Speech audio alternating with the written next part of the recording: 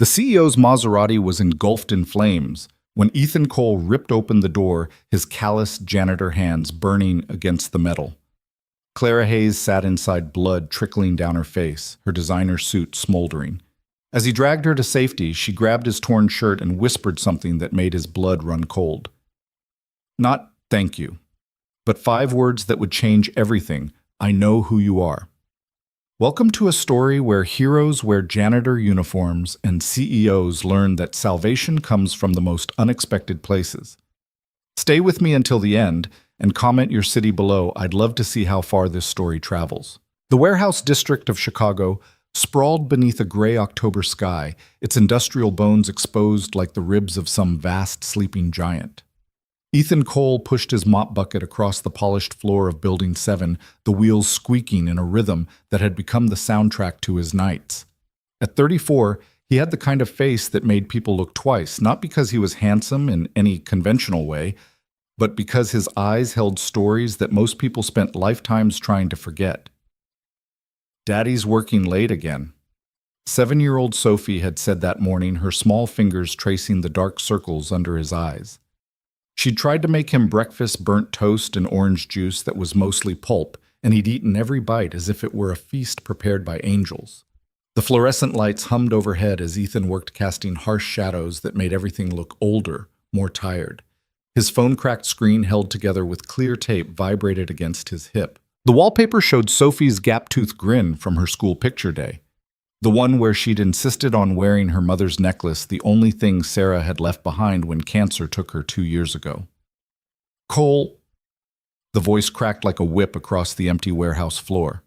Marcus Thompson, the night supervisor, stood near the loading dock, his considerable bulk straining against his uniform.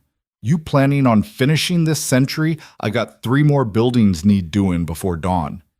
Ethan didn't look up, just kept pushing the mop in steady arcs. I'll get to them, Marcus.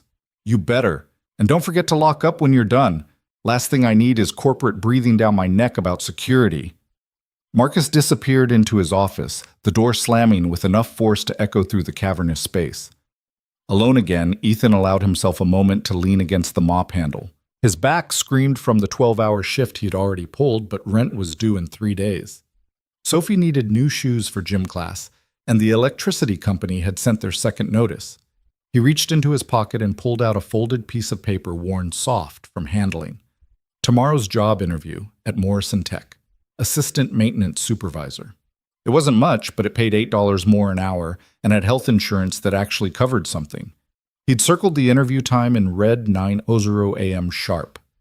He'd have to leave straight from his shift, no time to go home and change. The suit he'd bought from Goodwill hung in his locker, still in its dry cleaning bag. It was 2 sizes too big, but Sophie had helped him pin it in the right places.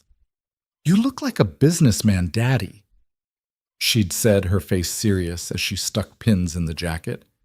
Like the people on TV who have offices with windows. The memory made him smile, a rare expression that transformed his weathered face. He returned to his work with renewed energy, finishing Building 7 in record time. As he loaded his supplies into the janitor's cart, his eyes caught something unusual in the corner, a notebook, leather-bound and expensive-looking, half hidden behind a stack of shipping pallets. Ethan picked it up, flipping through pages covered in technical drawings and equations. Someone from the day shift must have dropped it. He tucked it into his cart, making a mental note to turn it in to Lost and Found. As he pushed toward the exit, he paused at a window overlooking the production floor below. Rows of sophisticated machinery sat silent in the darkness, their chrome surfaces reflecting the emergency lighting like sleeping dragons. One machine, larger than the others, had a panel hanging open. Even from this distance, Ethan could see the tangle of wires inside, some of them clearly disconnected. He'd seen the day shift engineers working on it for weeks, their frustration evident in the way they'd slam their toolboxes and shake their heads. The company Caldwell Innovations was supposedly unveiling some revolutionary new product next month. This must be the prototype. Ethan found himself walking down the stairs, drawn by a curiosity he couldn't quite explain. The production floor was off-limits to cleaning staff, but something about those dangling wires called to him. He'd always been good with his hands, had a way of seeing how things fit together. Before Sarah got sick, he'd been halfway through an engineering degree, top of his class at community college. But medical bills had a way of rewriting life stories. Standing before the massive machine, Ethan set down his mop bucket and really looked at the exposed circuitry. The problem was obvious to him, a simple case of overthinking. The engineers had bypassed the main conductor, creating a feedback loop that would overload the system every time. All it needed was, "What the hell are you doing?" Ethan spun around to find a security guard standing 10 feet away, flashlight trained on his face. It was Jerry, one of the newer guys eager to prove himself. "Just cleaning," Ethan said, raising his hand slightly. Notice the panel was open. "This area is restricted, you know that." Jerry's hand moved to his radio. "I should report this." "Come on, Jerry, I'm just doing my job. You know me, I've been here 3 years, never caused any trouble." Jerry hesitated, then lowered his radio. "Get out of here, Cole, and stick to your assigned areas." Ethan nodded, grabbing his bucket and heading for the exit. As he walked away, he couldn't shake the image of those wires, the elegant solution that had formed in his mind. But it wasn't his problem. He was a janitor, not an engineer. Not anymore. The drive to Building 8 took him past the nice part of town where the buildings had doormen and the cars in the parking garages cost more than he'd make in 5 years. Sophie always pressed her face against the window when they drove through here, making up stories about the people who lived in the penthouses. "That one's a princess," she'd say, pointing at a lit window. "And she has a horse that lives on the roof." Building 8 was smaller, an overflow warehouse that Caldwell used for storing old equipment. It took him 2 hours to clean his movements automatic after years of practice. By the time he finished, it was nearly 5 a.m. He had just enough time to grab coffee and a shower at the truck stop before heading to his interview. The truck stop shower cost $8 money he couldn't really spare, but showing up to an interview smelling like industrial disinfectant wouldn't make the best impression. He stood under the weak spray of hot water, letting it ease the knots in his shoulders. In the cracked mirror, he practiced his smile, the one that said reliable employee rather than desperate single father. The suit felt strange after months of wearing nothing but his janitor's uniform. Sophie's pins held surprisingly well, making it look almost tailored. He'd watch YouTube videos on how to tie a tie, practicing with Sophie as his audience. She'd clapped when he finally got it right, her faith in him absolute and terrifying in its intensity. The highway was already filling with morning commuters as Ethan merged into traffic. His 1998 Honda Civic, held together by rust and prayer, struggled to keep up with the flow. The check engine light had been on for 6 months, but as long as the engine actually ran, he chose to ignore it. Sophie called it lightning because of the faded racing stripe someone had inexpertly painted on the hood. Traffic slowed to a crawl near the I-90 interchange, and Ethan checked his watch anxiously. 8:15. Still plenty of time if traffic started moving soon. He turned on the radio, finding the classical station Sophie liked. She said it helped her think better when she did her homework. At 7, she was already reading 2 grades above her level, her teacher constantly sending home notes about what a bright child she was. She could go far with the right opportunities, Mrs. Peterson had written in the last one. The words had kept Ethan awake that night, staring at the ceiling and wondering how he could give his daughter those opportunities when he could barely keep the lights on. The traffic started moving again, and Ethan allowed himself to imagine getting the job. The extra money would mean Sophie could join the after-school science club she'd been talking about. Maybe they could even move to a better neighborhood, one where he didn't have to check the locks 3 times before bed. That's when he saw the smoke. Black and thick it rose from a car about 100 yards ahead, pulled over on the shoulder. Other vehicles were passing by, drivers craning their necks to look, but not stopping. Ethan could see flames licking at the hood of what looked like a silver Maserati, the kind of car that costs more than most people's houses. He should keep driving. The interview was in 35 minutes, and stopping would mean being late. Someone else would help. Someone always did. But as he got closer, he could see a figure inside the car slumped against the window. The flames were spreading, consuming the front of the vehicle with frightening speed. "Damn it," Ethan muttered, yanking the wheel to the right and pulling onto the shoulder. He was out of his car before it had fully stopped running toward the burning Maserati. The heat hit him like a physical wall, making him stumble. Through the smoke-darkened window, he could see a woman unconscious or dazed, blood on her forehead. The door handle was hot enough to burn, but Ethan grabbed it anyway, yanking with all his strength. It wouldn't budge. The flames were spreading along the undercarriage now, and he could smell gasoline. He looked around frantically, spotting a large rock on the shoulder. Without thinking, he grabbed it and slammed it against the window. The safety glass spiderwebbed but didn't break. "Come on." He hit it again, harder this time, and the window finally shattered. Reaching through, ignoring the glass that cut into his arms, he unlocked the door from the inside and pulled it open. The woman was semi-conscious, her eyes unfocused. She was wearing a business suit that probably cost more than his car, her dark hair perfectly styled despite the chaos. As Ethan reached for her seatbelt, her hand grabbed his wrist with surprising strength. "The briefcase," she mumbled. Words slurred. "Need the briefcase." "Lady, we need to get out now." The flames were inside the car, now eating at the dashboard, but she kept pointing at a leather briefcase in the back seat. Against every instinct screaming at him to run, Ethan grabbed it, then hauled the woman out of the car, half carrying, half dragging her away from the vehicle. They'd made it maybe 20 feet when the Maserati exploded. The force knocked them both to the ground, Ethan instinctively covering the woman with his body as debris rained down. His suit jacket caught fire from a piece of burning plastic, and he rolled frantically to put it out, the fabric smoking and ruined. When the ringing in his ears subsided, he became aware of sirens approaching.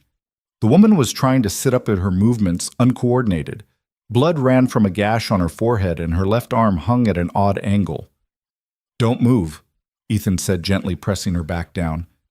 "You might have a concussion." She looked at him, then really looked at him, and something flickered in her eyes, recognition. No, that was impossible. They'd never met.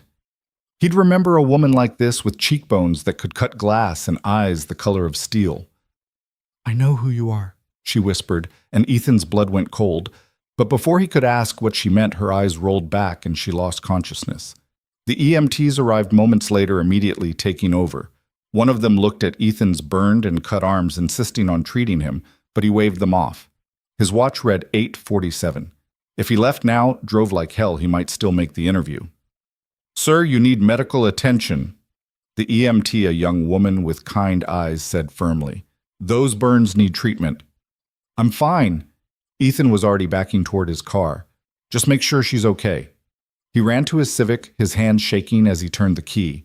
The engine coughed, sputtered, then died. He tried again. Nothing. The alternator had finally given up, choosing the worst possible moment to fail. "No, no, no!" He slammed his palm against the steering wheel, feeling the last threads of hope slip away. By the time he called for a tow got to the interview, he'd be at least an hour late. Morrison Tech had made it clear in their email punctuality was non-negotiable. A police officer approached his window. "Sir, we need to get your statement about what happened." Ethan looked at his ruined suit, his burned hands, his dead car, and started to laugh. It wasn't a happy sound. "Yeah," he said. "Sure. Why not?" The officer looked concerned. "Are you all right, sir?" "Perfect," Ethan replied, getting out of the car. "Absolutely perfect." It took an hour to give his statement, another hour for the tow truck to arrive. By the time Ethan got home, it was nearly noon. Sophie's babysitter, Mrs. Chen, from next door, was watching her morning cartoons with Sophie curled up beside her. "Daddy," Sophie launched herself at him, then stopped, eyes wide. "What happened to your suit and your hands?" "Just a little accident, sweetheart. Nothing to worry about." He paid Mrs. Chen with money he'd been saving for groceries, then sat on their threadbare couch as Sophie carefully applied Neosporin and Band-Aids to his burns. "Does it hurt?" she asked, her forehead creased with concentration. "Not when you're taking care of me." She smiled that brilliant smile that made everything else fade away. "I'm going to be a doctor when I grow up. Then I can always take care of you." "What about being a princess who lives in a penthouse?" "I can be both," she said matter-of-factly. "Doctor during the day, princess at night." That evening, after Sophie was asleep, Ethan sat at their small kitchen table with his notebook, not the expensive leather one from the warehouse, but his own, filled with sketches and ideas he'd never have the chance to build. The local news played on their ancient television, the volume turned low. In other news, Caldwell Innovation CEO Clara Hayes was pulled from her burning vehicle this morning by an unidentified Good Samaritan. Hayes, who was on her way to a crucial board meeting, sustained minor injuries and is recovering at Northwestern Memorial. The identity of her rescuer remains unknown as the man left the scene before he could be properly thanked. If you have any information about this hero Caldwell, Innovations is offering a substantial reward. Ethan turned off the TV. He didn't need rewards or recognition. He needed a job that paid more than minimum wage, a car that actually ran, and a chance to give Sophie the life she deserved. Being a hero didn't pay the bills. His phone rang the landlord, probably wanting to know about the rent, but it was an unknown number. Mr. Cole. This is Jennifer from Morrison Tech HR. I'm calling about your interview this morning. His heart sank. I'm so sorry. There was an emergency and... Actually, Mr. Cole, that's why I'm calling. We saw the news about the accident on I-90. The timestamp on the police report shows you were the one who pulled that woman from the car. Is that correct? Yes, but Mr. Morrison would like to reschedule your interview for tomorrow if you're available. Same time. Ethan closed his eyes, feeling a flutter of hope. Yes, I'll be there. Excellent. And Mr. Cole, Mr. Morrison asked me to tell you that anyone who risks their life to save a stranger is exactly the kind of person we want on our team. After she hung up, Ethan sat in the darkness for a long moment. Maybe, just maybe, things were about to change. The next morning, he borrowed Mrs. Chen's car wearing his janitor's uniform, the only clean clothes he had left. Morrison Tech occupied 3 floors of a gleaming office building downtown. Ethan felt out of place the moment he walked through the revolving doors, but he kept his head up. Sophie's voice in his head, "You're the bravest daddy in the world." The interview went better than he could have hoped. Mr. Morrison himself conducted it, a gruff man in his 60s who seemed more interested in Ethan's character than his resume. "Says here you dropped out of college," Morrison noted, looking over his glasses. "My wife got sick. Medical bills?" Ethan trailed off, not wanting to sound like he was making excuses. Morrison nodded slowly. "Sometimes life doesn't give us choices. It's what we do with the choices we do have that matters." He closed the folder. "Can you start Monday?" Ethan felt his throat tighten. "You mean assistant maintenance supervisor, probationary, period of 90 days. But based on what I've seen and heard, I don't think that'll be a problem." Walking out of the building, Ethan felt lighter than he had in years. He called Mrs. Chen to share the news, and she insisted on watching Sophie for free that evening so he could celebrate. Not that he had money to celebrate with, but he could take Sophie to the park, push her on the swings until she laughed so hard she got hiccups. He was so lost in thought that he almost didn't notice the Blacktown car following him. It wasn't until he turned the 3rd corner and the car was still there that alarm bells started ringing. He ducked into a coffee shop, watching through the window as the car pulled to the curb. A man in a dark suit got out looking around. Ethan's mind raced. He didn't owe anyone money, not the kind that sent men in suits after you anyway. He waited until the man walked past the coffee shop, then slipped out and headed in the opposite direction. But there was another man waiting by Mrs. Chen's car. Ethan Cole. The man was tall, professional, with the kind of neutral expression that could mean anything. "Who's asking?" "My name is Richard Brennan. I work for Caldwell Innovations. Ms. Hayes would like to thank you personally for saving her life." "That's not necessary. I did what anyone would do." Nevertheless, she insists. There's a car waiting. Ethan looked at his watch. Sophie would be getting out of school in an hour. "I appreciate the offer, but it won't take long. Ms. Hayes is quite insistent when she sets her mind on something." Something in the man's tone suggested that refusing wasn't really an option. Besides, Ethan was curious about the woman's strange words, "I know who you are." The ride to Caldwell Tower took them through the heart of Chicago's financial district. The building itself was a monument to modern architecture, all glass and steel reaching toward the sky. Ethan had cleaned its lobby once years ago when his company had a contract with them. He'd never been above the 3rd floor. The executive elevator rose smoothly to the 52nd floor, opening onto a reception area that looked more like a museum than an office. Original paintings lined the walls, and the furniture probably cost more than Ethan would make in his lifetime, even with his new job. "Mr. Cole," a woman's voice said, and he turned to see Clara Hayes herself, her left arm in a designer sling that somehow made her look even more formidable. The gash on her forehead had been expertly concealed with makeup, but he could see the faint outline of stitches. She was smaller than he'd expected, maybe 5'6" in her heels, but she carried herself like someone who'd never been told no. Her steel gray eyes studied him with an intensity that made him want to check if his shirt was tucked in properly. "Ms. Hayes, how are you feeling?" "Alive, thanks to you." She gestured to a seating area with floor-to-ceiling windows overlooking the city. "Please sit. Can I get you anything coffee water?" "I'm fine, thank you, and really this isn't necessary. Anyone would have done the same." She laughed a short, sharp sound. "No, Mr. Cole, they wouldn't have. Do you know how many cars passed by before you stopped 17? I counted them through the smoke." She sat across from him, her posture perfect despite her injuries. "I owe you my life. That's not a debt I take lightly." "You don't owe me anything." "I disagree." She reached for a tablet on the coffee table, wincing slightly at the movement. "I've had my people do some research. Single father working 3 jobs to make ends meet. Daughter named Sophie, 7 years old, enrolled at Madison Elementary. You were on your way to a job interview when you stopped to help me, an interview you missed." Ethan felt uncomfortable with how much she knew. "I got the job anyway. They rescheduled." "Morrison Tech, yes, I know. Assistant maintenance supervisor. $43,000 a year, basic health benefits." She set down the tablet. "I'd like to offer you something better."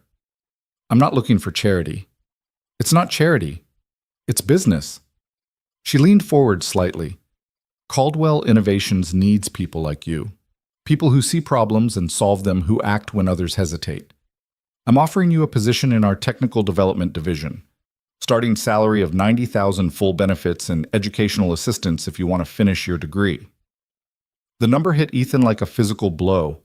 $90,000. He could pay off Sarah's remaining medical bills, move to a safer neighborhood, put money away for Sophie's college. "I'm a janitor," he said quietly. "I clean floors. I don't have a degree, don't have experience. You have instincts. That's worth more than a dozen degrees." Clara stood moving to the window. "Do you know what my briefcase contained, the one you risked your life to retrieve?" Ethan shook his head. "Nothing important. Tax documents my assistant could have reprinted in 5 minutes. But you didn't know that. You just knew it mattered to me, so you grabbed it anyway." She turned back to him. "That's the kind of decision-making I need on my team. Ms. Hayes, I appreciate the offer, but there's something else." She picked up a remote and pointed it at a screen on the wall. Security footage began to play the warehouse from last night, the timestamp showing 2:47 a.m. Ethan watched himself approach the prototype machine, studied the exposed wiring. The camera angle changed, showing his face clearly as he examined the problem. His blood ran cold. "I can explain." "No need." Another click and the footage jumped forward to 600 a.m. A team of engineers surrounded the machine, which was now running perfectly. "My head engineer couldn't figure out what happened. The machine that had been failing for 3 weeks suddenly worked flawlessly. Then we reviewed the security footage." She moved closer, those steel eyes boring into his. "You fixed it, didn't you? In less than 5 minutes, you solved a problem that had stumped my best engineers for weeks." I could see what was wrong. The bypass was creating a feedback loop. All I did was reconnect the original conductor and ground the overflow. It was simple, really. Simple. She laughed again this time with genuine amusement. "Do you have any idea what that machine is worth? What it means to my company?" Ethan shook his head. "It's a prototype for a new kind of medical diagnostic equipment. It could revolutionize how we detect certain cancers. And you fixed it with wire and electrical tape." She sat back down across from him. "So when I say I know who you are, Mr. Cole, I mean it. You're not just a janitor. You're an engineer who life forced into a mop closet. I'm offering you a chance to be who you really are." The weight of her words settled over him. He thought of Sophie, of the dreams he'd put aside, of the notebooks full of designs that would never see the light of day. What if I can't do it? The question came out before he could stop it. What if I'm not what you think I am? Then you'll fail, and I'll fire you. Her bluntness was oddly reassuring. But I don't think you will. I've built this company by trusting my instincts about people, and my instincts say, you're exactly what we need. She stood extending her good hand. Take the weekend to think about it. Talk to your daughter. But Mr. Cole, Ethan, don't let fear make this decision for you. Ethan shook her hand, noting the calluses that suggested she wasn't just a CEO who sat in boardrooms all day. I'll think about it. That's all I ask. She walked him to the elevator, then paused. One more thing. That notebook you found in the warehouse, it's yours, isn't it? He frowned. No, I assume someone from the day shift dropped it. It was found in your locker this morning. My security team brought it to me when they were investigating last night's incident. She handed him the leather-bound notebook he'd found. I looked through it. I hope you don't mind. Ethan opened it, and his heart stopped. But these weren't the technical drawings he'd glimpsed last night. These were his own sketches, his ideas somehow transferred to this expensive notebook. Page after page of designs he'd only ever drawn on napkins and scrap paper, but refined, professional, annotated with technical specifications he'd only dreamed about. I don't understand. These are my ideas, but this isn't my notebook. Clara smiled, a real smile that transformed her face from corporate warrior to something almost vulnerable. It is now. Consider it a signing bonus, whether you take the job or not. Your ideas deserve better than napkins and the backs of envelopes. The elevator doors opened, and Ethan stepped inside, clutching the notebook like a lifeline. As the doors closed, he saw Clara Hayes standing there, silhouetted against the city skyline, looking like someone who was used to getting what she wanted. The ride down felt like descending from another world. By the time he reached the lobby, Ethan's mind was spinning. He walked to Mrs. Chen's car in a daze, the notebook heavy in his hands. His phone buzzed a text from an unknown number. The offer stands indefinitely. Some people are meant for more than they allow themselves to dream. CH. Ethan sat in the car for a long moment, then opened the notebook again. There, in handwriting that wasn't his but captured his ideas perfectly, were designs for a more efficient solar panel, a water purification system that could work in disaster zones, a prosthetic limb that could provide sensory feedback. Ideas he'd sketched on napkins during break time, now rendered in professional detail. On the last page was a note, "These ideas could change the world. They deserve a chance. So do you." He drove to Sophie's school, arriving just as the bell rang. She ran to him, backpack bouncing, face bright with the joy that only children who are truly loved can possess. "Daddy, guess what I got 100 on my spelling test?" "That's amazing, sweetheart." He knelt down to her level. "Hey, what would you think about Daddy getting a new job? Would you be home more?" "Yeah, a lot more." "Would you be happy?" The question caught him off guard. "What makes you think I'm not happy?" She touched his face with her small hand. "You smile with your mouth, but not your eyes. Mommy used to say that meant someone was sad inside." Ethan pulled her into a hug, breathing in the scent of her strawberry shampoo and playground dust. "You know what, I think this new job might make me smile with my eyes, too." "But then you should take it," she said simply, as if it were the easiest decision in the world. That evening, as Sophie did her homework at the kitchen table, Ethan called Clara Hayes. She answered on the first ring. "I'll take the job," he said without preamble. "Good, I'll have HR send over the paperwork. You start Monday." "That's the same day I was supposed to start at Morrison Tech." "I know. I've already spoken to Mr. Morrison. He understands and wishes you well. He also said to tell you that anyone who passes up an opportunity like this would be an idiot, and he didn't hire idiots." Ethan laughed, surprising himself. "You've thought of everything." "I try." "Oh, and Ethan, welcome to Caldwell Innovations. I have a feeling you're going to change everything." After they hung up, Ethan looked at Sophie, bent over her homework with the same intensity she brought to everything. He thought of Sarah, how proud she would be to see him taking this chance. He thought of the machine in the warehouse, how right it had felt to fix it to solve the puzzle. Maybe Clara Hayes was right. Maybe some people were meant for more than they allowed themselves to dream. Outside their small apartment, the city lights twinkled like stars brought down to earth. Somewhere out there, in a penthouse, high above the streets, Clara Hayes was probably working late, planning whatever came next for her empire. And starting Monday, Ethan Cole, janitor, single father, forgotten engineer, would be part of that world. "Daddy." Sophie looked up from her homework. Are you smiling with your eyes now? He looked at his reflection in the window, surprised to find that yes, he was. Yeah, baby, I think I am. Sophie nodded, satisfied, and returned to her homework. Outside, a siren wailed in the distance, the city's nighttime symphony beginning. But for once, it didn't sound like desperation. It sounded like possibility. Ethan opened the leather notebook again, running his fingers over the sketches of his ideas made real. On Monday, everything would change. But tonight, he was just a father sitting with his daughter, helping her with her math homework, both of them smiling with their eyes. The warehouse district would continue on without him. Another janitor taking his place, pushing the same mop bucket across the same floors. But Ethan Cole was done being invisible. He'd spent 2 years in the shadows, keeping his head down, just trying to survive. Now maybe it was time to live. As Sophie worked on her multiplication tables, Ethan sketched in the notebook, not designs this time, but a picture of his daughter capturing the way she chewed her pencil when she was thinking hard. At the bottom he wrote, "For Sophie, who always believed her daddy could be more." The clock on the wall ticked toward bedtime, and Ethan knew he should start their nighttime routine bath story prayers for Mommy in heaven. But he lingered in this moment, this precipice between what was and what could be. Tomorrow he'd have to figure out how to be an engineer again, how to work with people who'd never worried about choosing between groceries and electricity.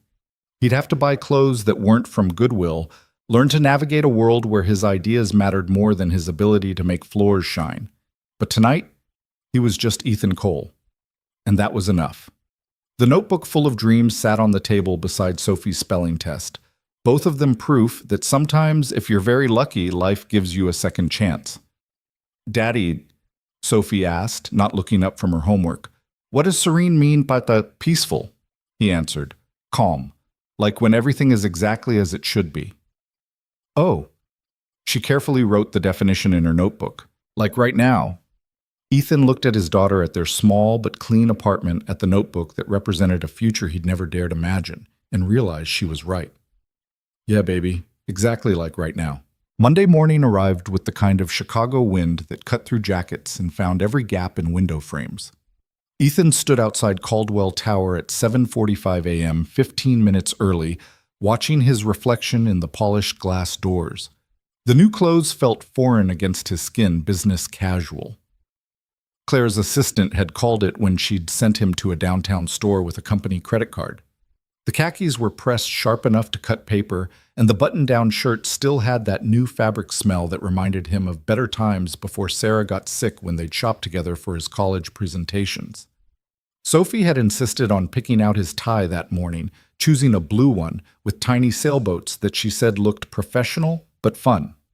She'd stood on a chair to help him with the knot, her tongue poking out in concentration, the same way Sarah's used to when she was focused on something important. You look like you belong in one of those tall buildings now, Daddy, she'd said, smoothing down his collar with her small hands. The security guard at the front desk recognized him from the week before, offering a genuine smile. Morning, Mr. Cole. Ms. Hayes said you'd be starting today. Elevator bank 3 will take you to 37. Someone from HR will meet you there. 37. Not 52 where Clara's office commanded the skyline, but still higher than Ethan had ever worked before. The elevator filled with people who moved with purpose, checking phones and discussing meetings in the casual shorthand of those who belonged. Ethan kept his hands steady at his sides, fighting the urge to fidget with his unfamiliar collar. The doors opened to reveal a space that hummed with controlled energy. The Technical Development Division occupied the entire floor in open concept design with glass-walled offices around the perimeter and workstations clustered in the center. Engineers moved between computer screens and prototype stations, their conversations peppered with terms Ethan recognized from his abandoned textbooks.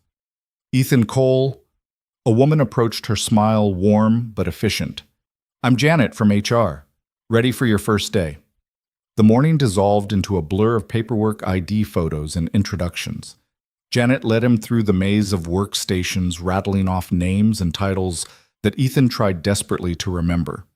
The other employees were polite, but curious, their eyes holding questions about who he was and why Clara Hayes had personally hired him.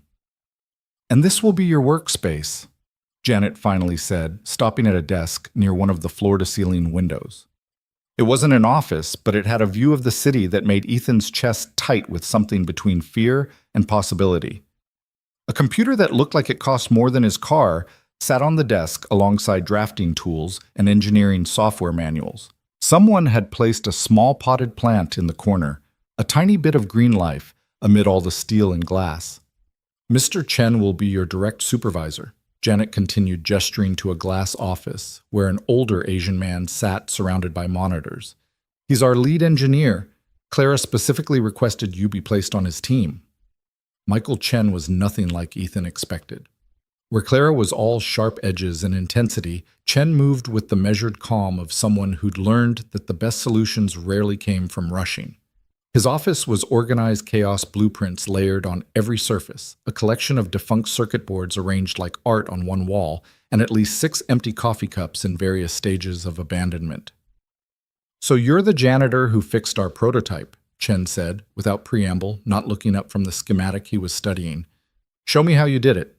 Ethan moved to the whiteboard, picking up a marker with hands that barely trembled. He drew the circuit diagram from memory, explaining the feedback loop, the unnecessary bypass, the simple elegance of returning to the original design. When he finished, Chen was leaning back in his chair, fingers steepled under his chin. "You saw all that in the dark in under 5 minutes. The emergency lighting was enough, and the problem was obvious once you looked at it the right way." "Obvious?" Chen stood moving to the whiteboard. "My team spent 3 weeks on that obvious problem. 2 of them have PhDs from MIT. He picked up a different colored marker, adding to Ethan's diagram. "But you're right. We were overthinking it, adding complexity where simplicity was needed. Classic engineer's curse." He turned back to Ethan and for the first time smiled. "Clara says you have notebooks full of ideas. I'd like to see them." Ethan pulled out the leather notebook, still feeling like he was handling something that belonged in a museum rather than his messenger bag. Chen flipped through it slowly, occasionally, pausing to study a particular design more closely. "This water purification system," he said, tapping one page. "Have you built a prototype?" "No, I've never had the resources." "You do now." Chen moved to his computer, pulling up a requisition form. "We have a fully equipped lab on 35. Whatever you need to build this within reason. I want a working prototype by end of week." "End of week?" Ethan's voice cracked slightly. "That's 4 days. Is that a problem?" The old Ethan, the one who'd spent 2 years believing he was just a janitor, wanted to say yes. But Sophie's voice echoed in his head, "You're the bravest daddy in the world." "No," he said, straightening his shoulders. "No problem." The lab on 35 was an engineer's dream. 3D printers hummed in one corner while sophisticated testing equipment lined the walls. Ethan stood in the doorway for a moment, overwhelmed by the sheer possibility of it all. The last time he'd been in a real lab, Sarah had been healthy, and his biggest worry was passing his thermodynamics exam. "You must be the new guy." A voice made him turn. A young woman with purple-streaked hair and arms covered in technical tattoos grinned at him. "I'm Zoe, mechanical specialist and unofficial keeper of the coffee machine. Chen sent down your requisition list. Ambitious first project." She helped him gather materials, chattering about the lab's quirks and personalities. "Watch out for Harrison, tall guy, always wears bow ties. He's brilliant but territorial about the laser cutter. And if you need anything officially impossible, talk to Raj. He's got connections in every department." Ethan spent the rest of the morning immersed in his work, his hands remembering skills his mind had tried to forget. The purification system was elegant in its simplicity, using graphene filters and UV sterilization in a cascade design that could process contaminated water at 10 times the rate of current portable systems. But theory and practice were different animals, and by lunch, he'd already hit 2 significant obstacles. Engineering is 10% inspiration and 90% creative profanity, Zoe said, finding him glaring at a failed filter housing. "Come on, new guy, lunch break." Chen's rule, no eating in the lab after the incident with Raj and the prototype that turned out to be surprisingly flammable. The cafeteria on 20 was another revelation. Not the sad break room with vending machines Ethan was used to, but a full dining facility with a salad bar and a chef making custom sandwiches. He thought of the peanut butter and jelly he'd packed out of habit, sitting in his messenger bag like a relic from another life. Overwhelmed yet, Chen appeared beside him in the lunch line, selecting a soup that smelled like real vegetables instead of powder and sadness. Honestly terrified. Good. Comfort is where innovation goes to die. Chen paid for both their lunches before Ethan could protest. Tell me about your daughter. The change of subject surprised him. Sophie? She's 7. Smart as hell, sorry heck. Reads everything she can get her hands on. My daughter was the same at that age. She's at Northwestern now, studying biomedical engineering. Chen's expression softened. It's hard balancing this work with being a parent. The hours can be brutal. But Clara understands that. She lost her own father young, built this company partly to prove something to his memory. I didn't know that. She doesn't advertise it, but it's why she values people who fight for their families. Speaking of which, Chen pulled out his phone. There's an after-school program here for employees' kids. Fully funded, includes tutoring and STEM activities. Sophie might enjoy it. Ethan's throat tightened. The program he couldn't afford, the opportunities he couldn't provide, suddenly possible. That would be, yes. She'd love that. The afternoon flew by in a haze of problem-solving and micro-adjustments. By 4 o'clock, Ethan had a partially functioning prototype that only leaked slightly and barely electrocuted him when he connected the UV array. Progress. Not bad for day one, Zoe said, peering over his shoulder. Most new hires spend their first week just figuring out where the bathroom is. At 4:45, Ethan started packing up, anxiety creeping in about picking up Sophie on time. The after-school program didn't start until next week, and Mrs. Chen could only watch her until 5:30. Leaving already. Harrison, the bow-tie-wearing territorial one, raised an eyebrow from his workstation. I have to pick up my daughter. Ah, a clock watcher. The dismissal in his tone was sharp enough to cut. A father? Chen's voice came from behind them. There's a difference, Harrison. One you might understand if you had priorities beyond your publications. Harrison flushed and turned back to his work. Chen walked Ethan to the elevator. Don't mind him. Brilliance and social skills rarely coexist. You did good work today, Ethan. Real good work. The commute to Sophie's school in his repaired Honda felt like traveling between worlds. The Caldwell Tower disappeared in his rearview mirror, replaced by the familiar streets of their neighborhood, check-cashing stores and beauty supplies, the corner bodega where Mr. Kim sometimes let Sophie pick a free piece of candy. Sophie was waiting on the school steps, backpack at her feet, reading a library book that looked far too advanced for second grade. When she saw him, her face lit up like Christmas morning. Daddy, how was your first day? Did you build something? Are the people nice? Is your office really high up? He answered her rapid-fire questions on the drive home, editing out Harrison's coldness and his own moments of panic. She listened with the intense focus she brought to everything that mattered to her. Can I see where you work sometime? She asked as they climbed the stairs to their apartment. Maybe. There's actually a program there for kids after school. You could come with me and do activities while I finish work. Really? Her eyes went wide. Like science stuff. Exactly like science stuff. That evening, as Sophie did homework and Ethan sketched refinements to his prototype, his phone buzzed. Text from Clara Hayes.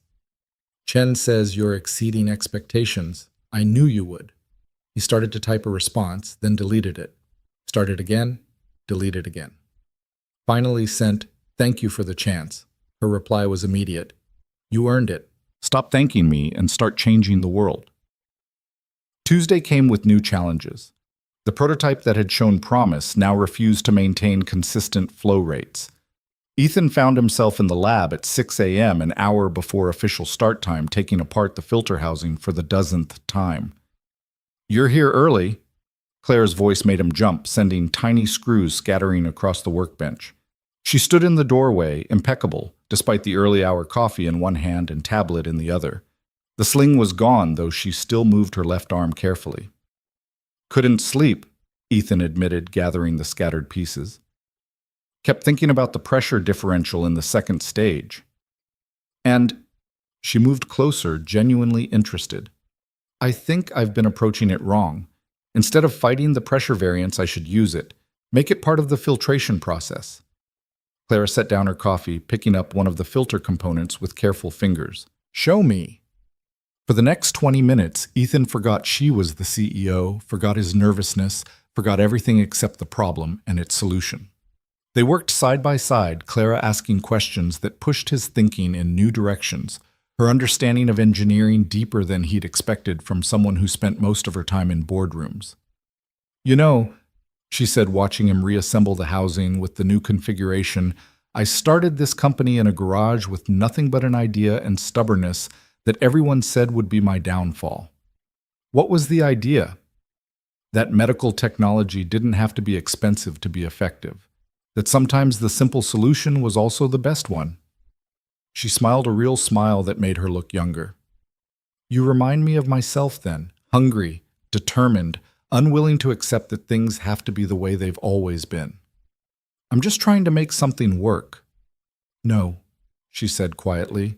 You're trying to make something matter. There's a difference. Chen arrived to find them both bent over the prototype debating flow dynamics with the passion of academics half their age. Should I come back? He asked, amusement clear in his voice. Clara straightened, CEO mask sliding back into place. I was just leaving. Board meeting at 8. She paused at the door. Ethan, when you get this working, not if when I want to see it. We might have a humanitarian contract that could use exactly this kind of innovation. After she left, Chen whistled low. In 15 years, I've never seen her in the lab before 8, and definitely never working on a prototype herself. She was just nothing. Clara Hayes doesn't do anything without purpose. He studied Ethan with those calm, measuring eyes. She sees something in you. Same thing I'm starting to see. Don't let Harrison or anyone else convince you it's not real. Wednesday brought a breakthrough. The pressure differential that had been his enemy became his ally, creating a natural vortex that increased filtration efficiency by 30%. Zoe actually whooped when they ran the test, drawing curious looks from the other engineers. Holy shit, sorry, this is incredible. She was already pulling up comparison data on her tablet. This outperforms military-grade systems at a fraction of the cost. Do you know what this means? Ethan did. It meant clean water for disaster zones, for refugee camps, for communities that had been told solutions were too expensive. It meant his idea, born during late-night janitor shifts, could actually help people. We need to run durability tests, he said, trying to contain his own excitement. And the UV array still needs work. I can help with that, Harrison said quietly from behind them. They turned to find him holding a component Ethan recognized as bleeding-edge UV LED technology. I've been working on something similar for sterilization in surgical tools. The wavelength optimization should translate. It was as close to an apology as Ethan suspected Harrison could manage. He took the component carefully. That would be great. Thank you. By Thursday, they had a fully functioning prototype. It wasn't pretty, held together with determination and what Zoe called engineering tape, which looked suspiciously like regular duct tape, but it worked. Water, when uncontaminated, came out cleaner than most tap water.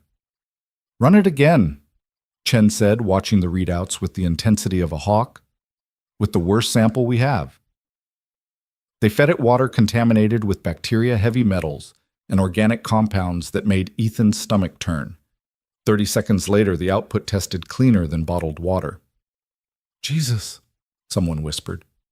Word had spread, and half the floor was now crowded around the testing station. Get Clara to, Chen said quietly to his assistant. She needs to see this. Clara arrived within minutes, despite being in the middle of what looked like a major presentation, judging by the board members trailing in her wake. She took in the crowd, the prototype, the test results displayed on the monitor. Show me, she said simply. Ethan ran the demonstration, his hands steady, now his voice clear as he explained each stage of the process. The board members, men and women who looked like they ate $1,000 dinners for breakfast, leaned in genuinely interested. When he finished, the room was silent. Cost per unit? Clara asked. Under $200 at scale, Ethan replied. Maybe less with optimized manufacturing. Current comparable systems. 2,000 to 5,000 minimum. Clara turned to the board members.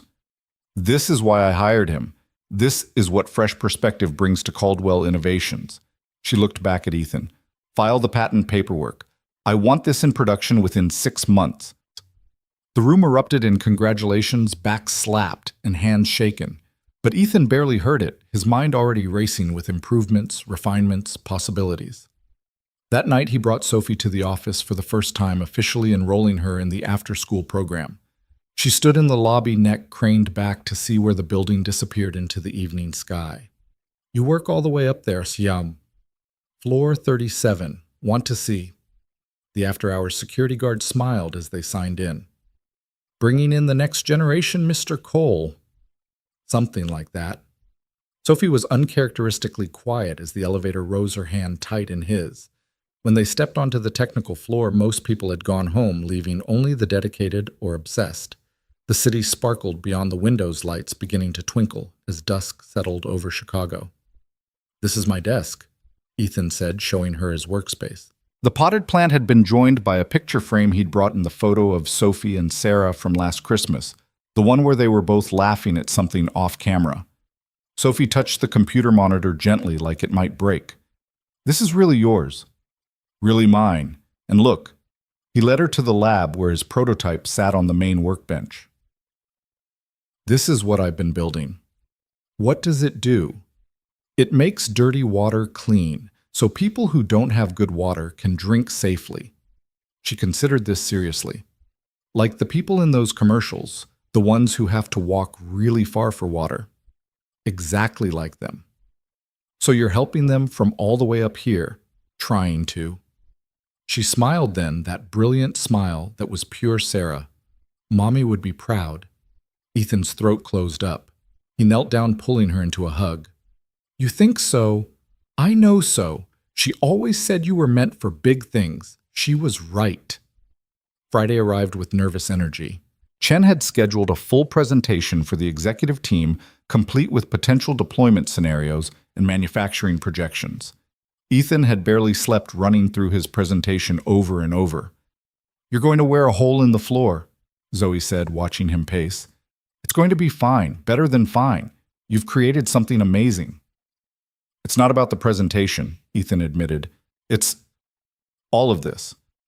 5 days ago, I was mopping floors. Now I'm supposed to stand in front of executives and convince them to invest millions in my idea. What if they realize I don't belong here? Imposter syndrome, Harrison said, not looking up from his work. Statistically, 90% of successful people experience it. The other 10% are psychopaths. He paused. You're not a psychopath, are you? I don't think so. Then you're exactly where you're supposed to be. The presentation went better than Ethan could have hoped. The executives asked hard questions, but he had answers. The prototype performed flawlessly, even when they deliberately tried to overload it. By the end, he had preliminary approval for a pilot program in Puerto Rico, where communities were still struggling with water infrastructure after the hurricanes. Celebrate, Chen ordered as the executives filed out. Monday, you can panic about actually delivering on what you just promised. Tonight, celebrate. But Ethan couldn't quite manage celebration. He stood at the window watching the city below, feeling the weight of success almost as heavily as he'd felt failure. His phone buzzed, Mrs. Chen reminding him about Sophie's school play next Friday. You did it, Claire's voice came from behind him. She joined him at the window, her reflection ghost-like in the glass. You took an idea and made it real. How does it feel? Terrifying, he answered honestly, like I'm going to wake up and be pushing a mop bucket again. That fear never really goes away, but you learn to use it to let it drive you instead of paralyze you. She was quiet for a moment. I've been thinking about what you said about saving my briefcase, how you didn't know it was worthless but saved it anyway because it mattered to me. Anyone would have... No, they wouldn't. Most people would have saved themselves. You saw someone who needed help, and you acted even though it cost you. She turned to face him directly. That's why I knew you belonged here. Not because you can engineer solutions, though you clearly can, but because you understand that innovation without humanity is just clever emptiness. She handed him an envelope. Don't open it now. Wait until you get home. And Ethan. This is just the beginning. I have a feeling you're going to surprise all of us yourself most of all." After she left, Ethan tucked the envelope into his bag and went to collect Sophie from the after-school program. He found her in the science room wearing safety goggles that were too big for her face, carefully pipetting colored liquids into test tubes. "Daddy? Look, I'm doing real science." The instructor, a young woman with kind eyes, smiled. "She's a natural, asks the kind of questions that show real understanding." On the drive home, Sophie chattered about pH levels and chemical reactions, her excitement infectious. It wasn't until they were eating dinner, actual fresh vegetables, instead of the frozen dinners that had become their staple, that Ethan remembered the envelope. Inside was a single sheet of paper and a check. The paper was a photocopy of a medical bill, Sarah's final hospital stay, the one that had haunted Ethan's finances for 2 years. Across it, in Clara's precise handwriting, paid in full, fresh starts shouldn't come with old chains. The check was something else entirely. A bonus, the memo line read, but the amount made Ethan's hands shake. Enough to move to a better apartment, to start a college fund for Sophie, to maybe finally exhale. "What is it, Daddy?" Sophie asked, concerned by his silence. It's a chance, baby. A real chance." That weekend they went apartment hunting, not in the luxury buildings downtown, but in a neighborhood with good schools and a park where Sophie could ride her bike without Ethan fearing for her safety. They found a 2-bedroom with actual sunlight, a kitchen that didn't smell like other people's cooking, and a small balcony where Ethan could put a few plants. "Can we really afford this?" Sophie whispered, afraid to hope. "Yeah, baby, we really can." They moved the next weekend with help from an unexpected source. Zoe showed up with her pickup truck. Harrison brought his surprisingly muscular boyfriend and a talent for organization, and even Chen appeared with coffee and donuts for everyone. It took them half the time Ethan had expected, their old life fitting into remarkably few boxes. "It's not much," Ethan said apologetically, as Zoe helped him carry in the couch they'd bought from a second-hand store. "It's home," she corrected. "That's everything." As the sun set on their first night in the new apartment, Ethan stood on the balcony while Sophie arranged her stuffed animals in her new room. The city spread out before him, not threatening now, but full of possibility. His phone buzzed with a text from Clara. "How's the new place?" He thought about not responding, maintaining professional boundaries. But she'd given him more than a job. She'd given him a chance to be the person he'd almost forgotten he could be. "It's perfect," he typed back. "Sophie's already planning where to put her science fair trophies. She'll win them. She has her father's innovation and her mother's determination." Ethan smiled at that, though Clara had never met Sarah. Somehow she understood. "Thank you for everything." "Stop thanking me. Start working on your next innovation. The world needs more solutions from people who understand problems." Inside, Sophie called for him to read her a bedtime story. Not a picture book anymore, but one of the chapter books she devoured like candy. As he read about adventures and mysteries, his daughter curled against his side. Ethan thought about the notebook full of ideas, about the problems still waiting to be solved, about the life they were building one day at a time. A week ago, he'd been invisible, a ghost pushing a mop through empty buildings. Now he was an engineer again, an inventor, a father, who could provide more than just survival. The transformation felt too quick, too complete to be real. But Sophie's weight against his side was real. The new apartment key in his pocket was real. The prototype sitting in Caldwell's lab was real. "Daddy," Sophie's voice was drowsy. "Are you happy?" He thought about it, really thought about it. "Yeah, baby, I think I am." "With your eyes, too." He caught his reflection in her bedroom window and was surprised to see she was right. He was smiling with his whole face, the kind of smile he hadn't worn since before the hospital, before the bills, before the world had shrunk to the size of a mop bucket. "With my eyes, too." Sophie nodded, satisfied, and drifted off to sleep. Ethan stayed there holding his daughter in their new home, watching the city lights twinkle like earthbound stars. Tomorrow would bring new challenges, the pilot program to implement Harrison's territorial nature, to navigate the constant fear that he wasn't qualified for this new life. But tonight, for the first time in 2 years, Ethan Cole felt like himself again. Not the janitor who'd saved a CEO from a burning car, but the engineer, the inventor, the father who could give his daughter the world or at least a small bright piece of it, each chassis. The Puerto Rico deployment was scheduled for 3 weeks after the presentation, leaving Ethan in a constant state of controlled panic. He arrived at the office each morning before dawn, refining the prototype while the city still slept. The lab became his second home, littered with coffee cups and calculations scrawled on every available surface. "You're going to burn out," Zoe warned. Finding him asleep at his workbench one Tuesday morning, his face pressed against technical drawings that had left grid marks on his cheek. "Just need to optimize the UV array efficiency by another 12%, he mumbled, still half asleep. "You need to go home. Sophie needs a father, not a ghost who smells like solder and regret." The mention of Sophie snapped him fully awake. He checked his phone, 3 missed calls from the after-school program. His stomach dropped as he dialed back, apologies already forming on his lips. "Mr. Cole, Sophie's fine," the program coordinator assured him quickly. "But she's been here 2 hours past pickup time. This is the 3rd time this week." The guilt hit him like a physical blow. He'd been so focused on helping hypothetical strangers that he'd forgotten the very real little girl who needed him. 20 minutes later, he found Sophie in the program's reading corner, her homework long finished, working her way through a book about Marie Curie. "I'm so sorry, baby," he said, kneeling beside her chair. She looked up at him with eyes that held too much understanding for a 7-year-old. "It's okay, Daddy. You're doing important work. Marie Curie missed dinner sometimes too when she was discovering radium." "That doesn't make it right."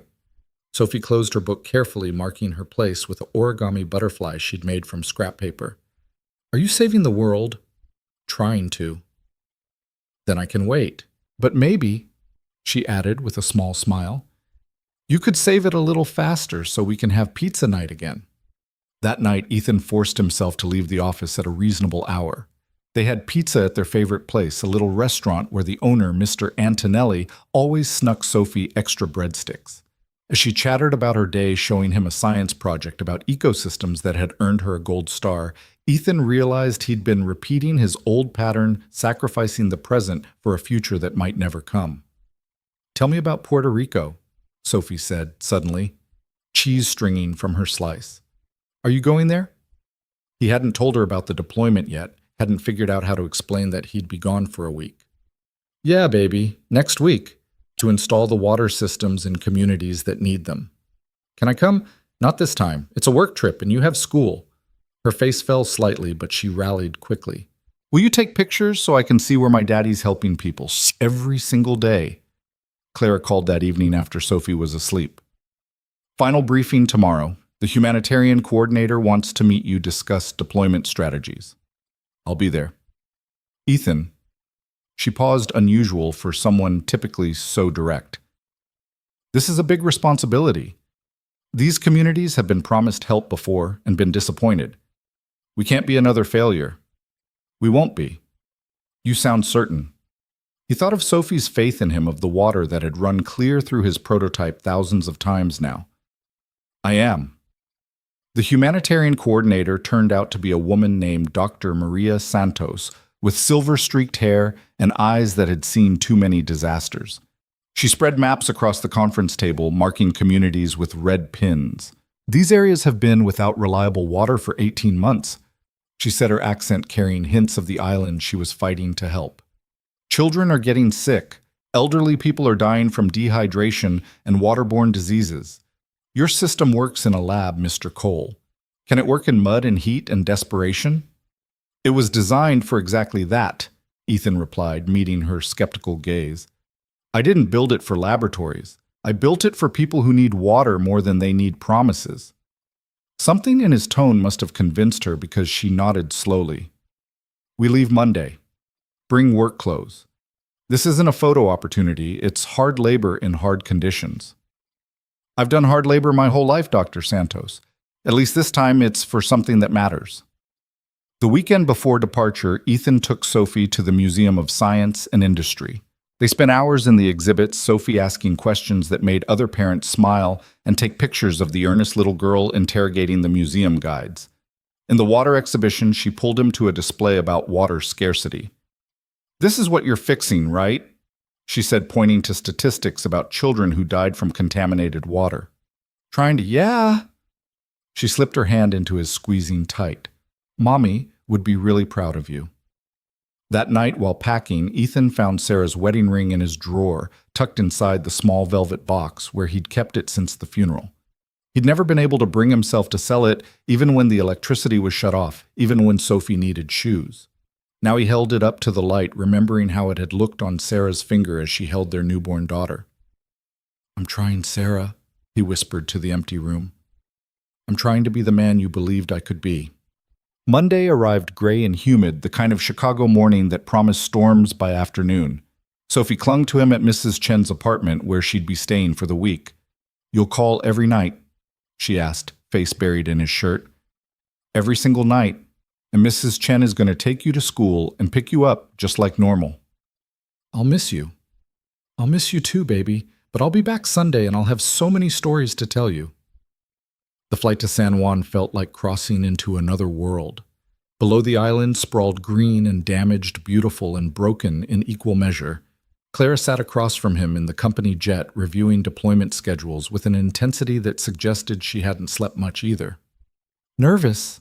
She asked, catching him staring out the window. Terrified. Good. It means you understand what's at stake.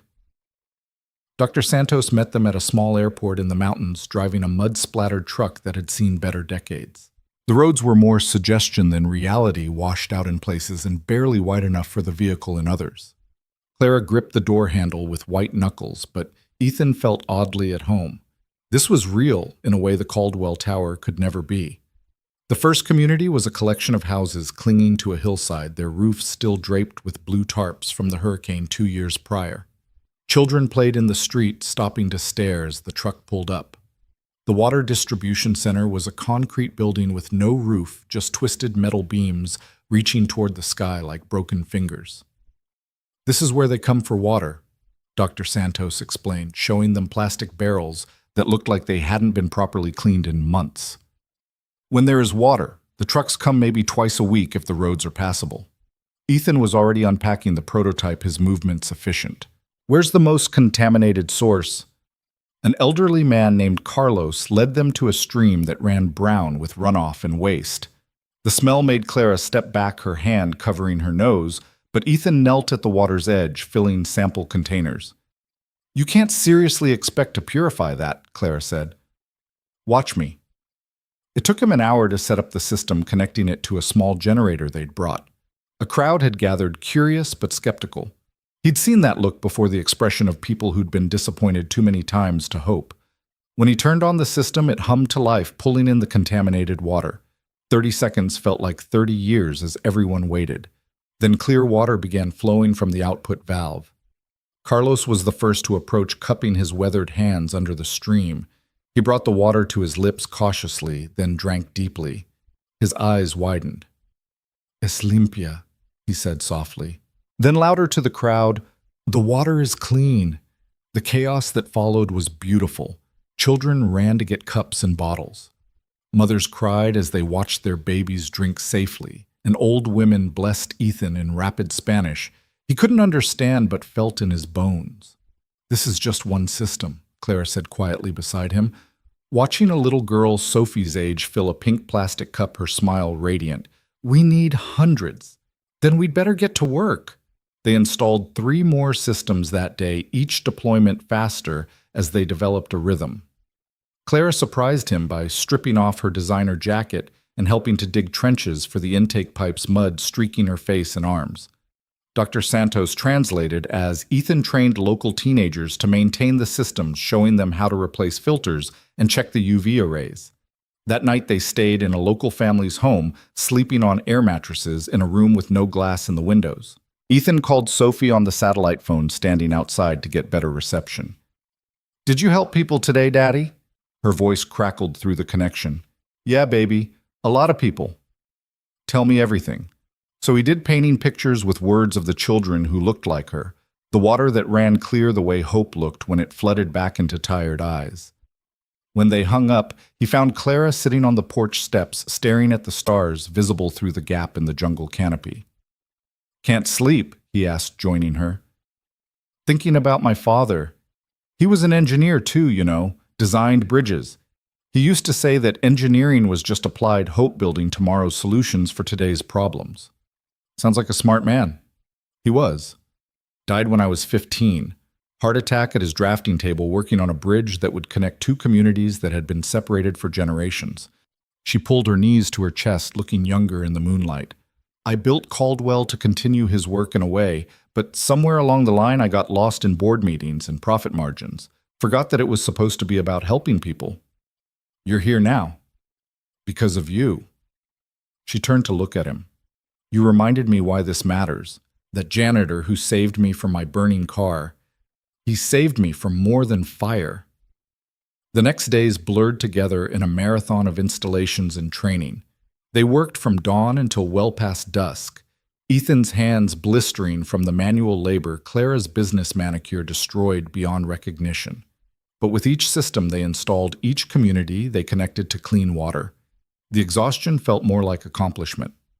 On Thursday, they reached a school that had been closed for 6 months due to lack of safe water. The principal, a woman named Isabella, wept openly as Ethan showed her how to operate the system. The children can come back now, she kept saying. They can come back. Clara was on her phone immediately arranging for educational supplies to be shipped, computers to be donated, whatever the school needed to reopen. Watching her work, Ethan understood that this was who she really was.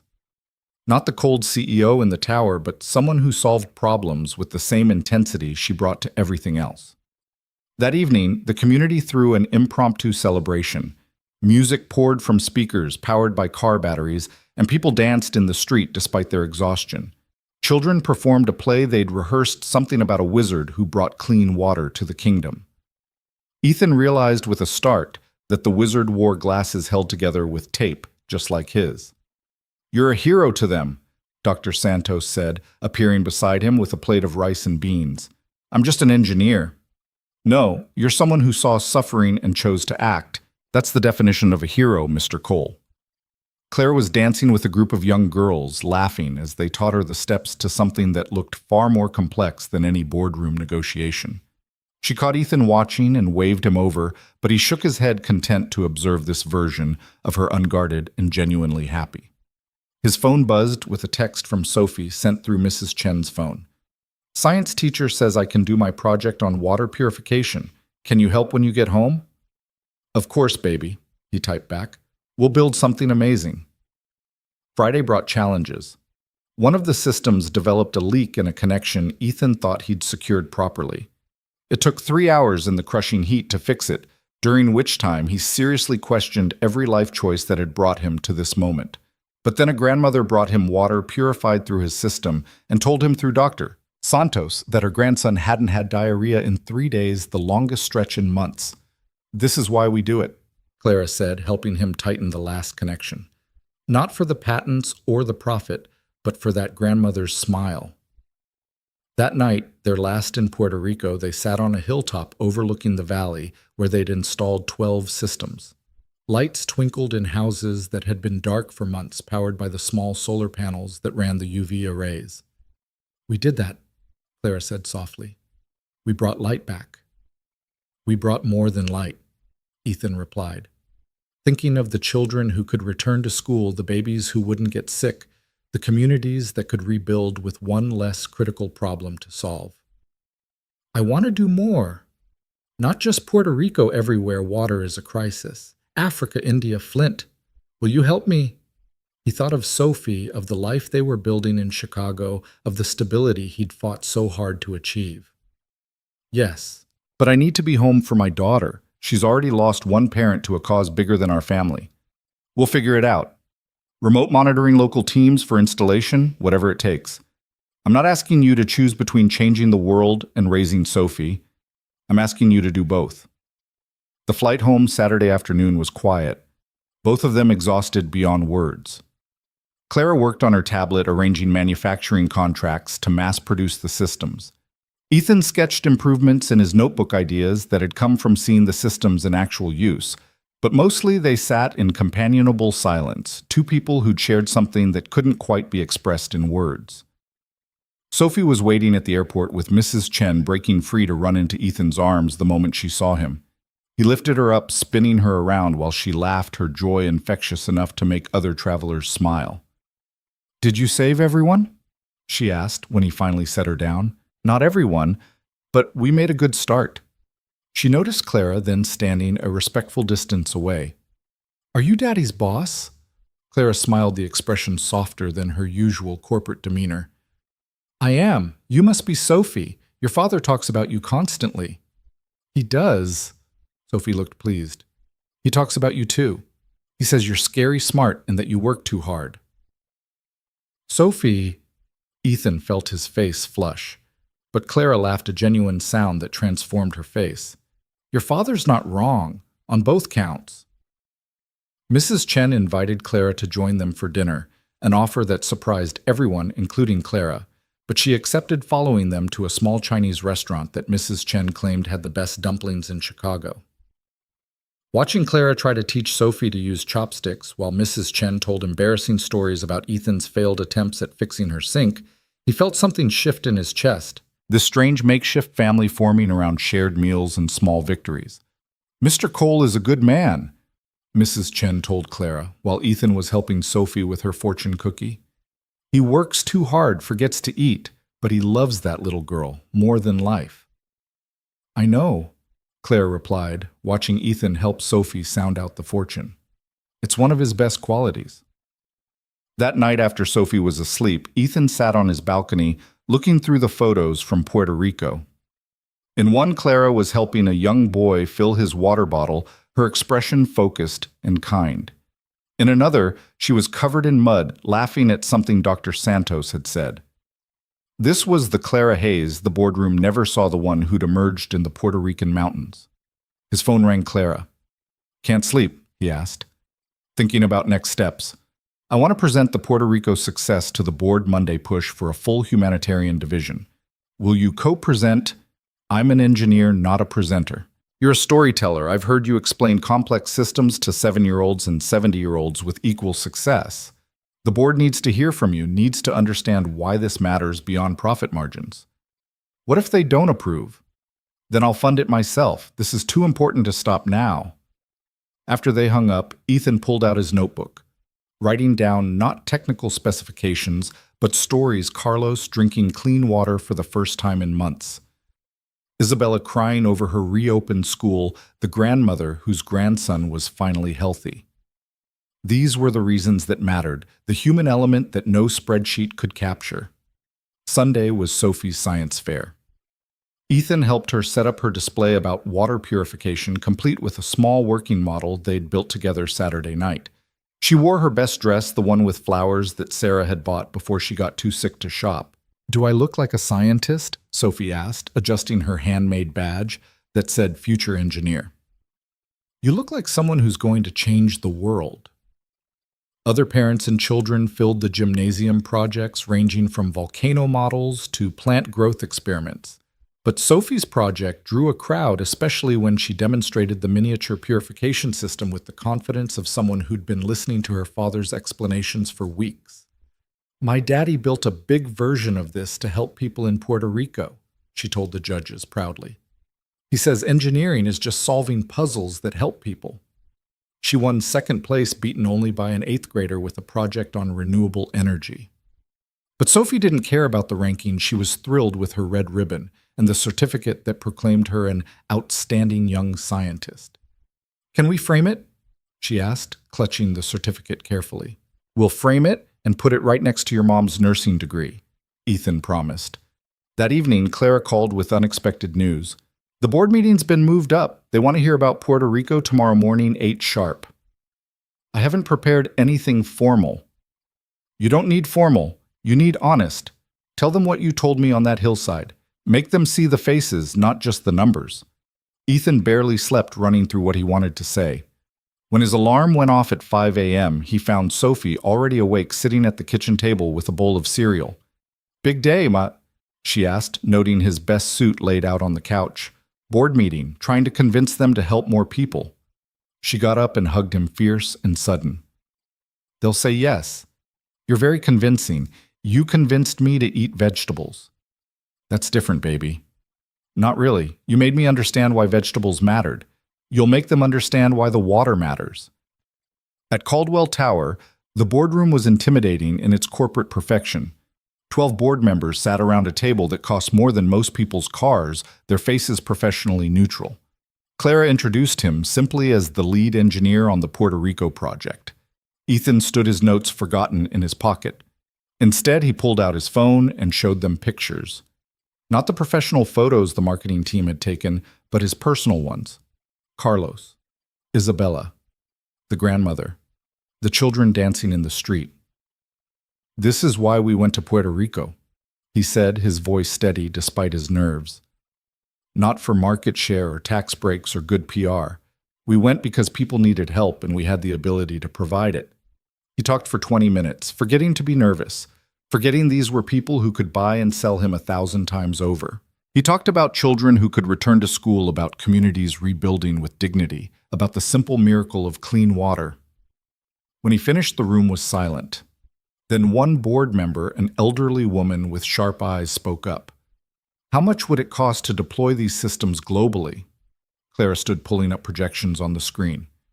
"Initial investment of $50 million would let us reach approximately 10,000 communities in the first year. And the return on investment? Minimal direct financial return," Clara admitted, "but invaluable in terms of corporate reputation, employee morale, and moral obligation." "Moral obligation doesn't pay dividends," another board member said. "No," Ethan interjected, surprising himself. "But it lets you sleep at night. It lets you look at your grandchildren and know you chose to help when you could have chosen profit." The sharp-eyed woman smiled. "You sound like Clara's father.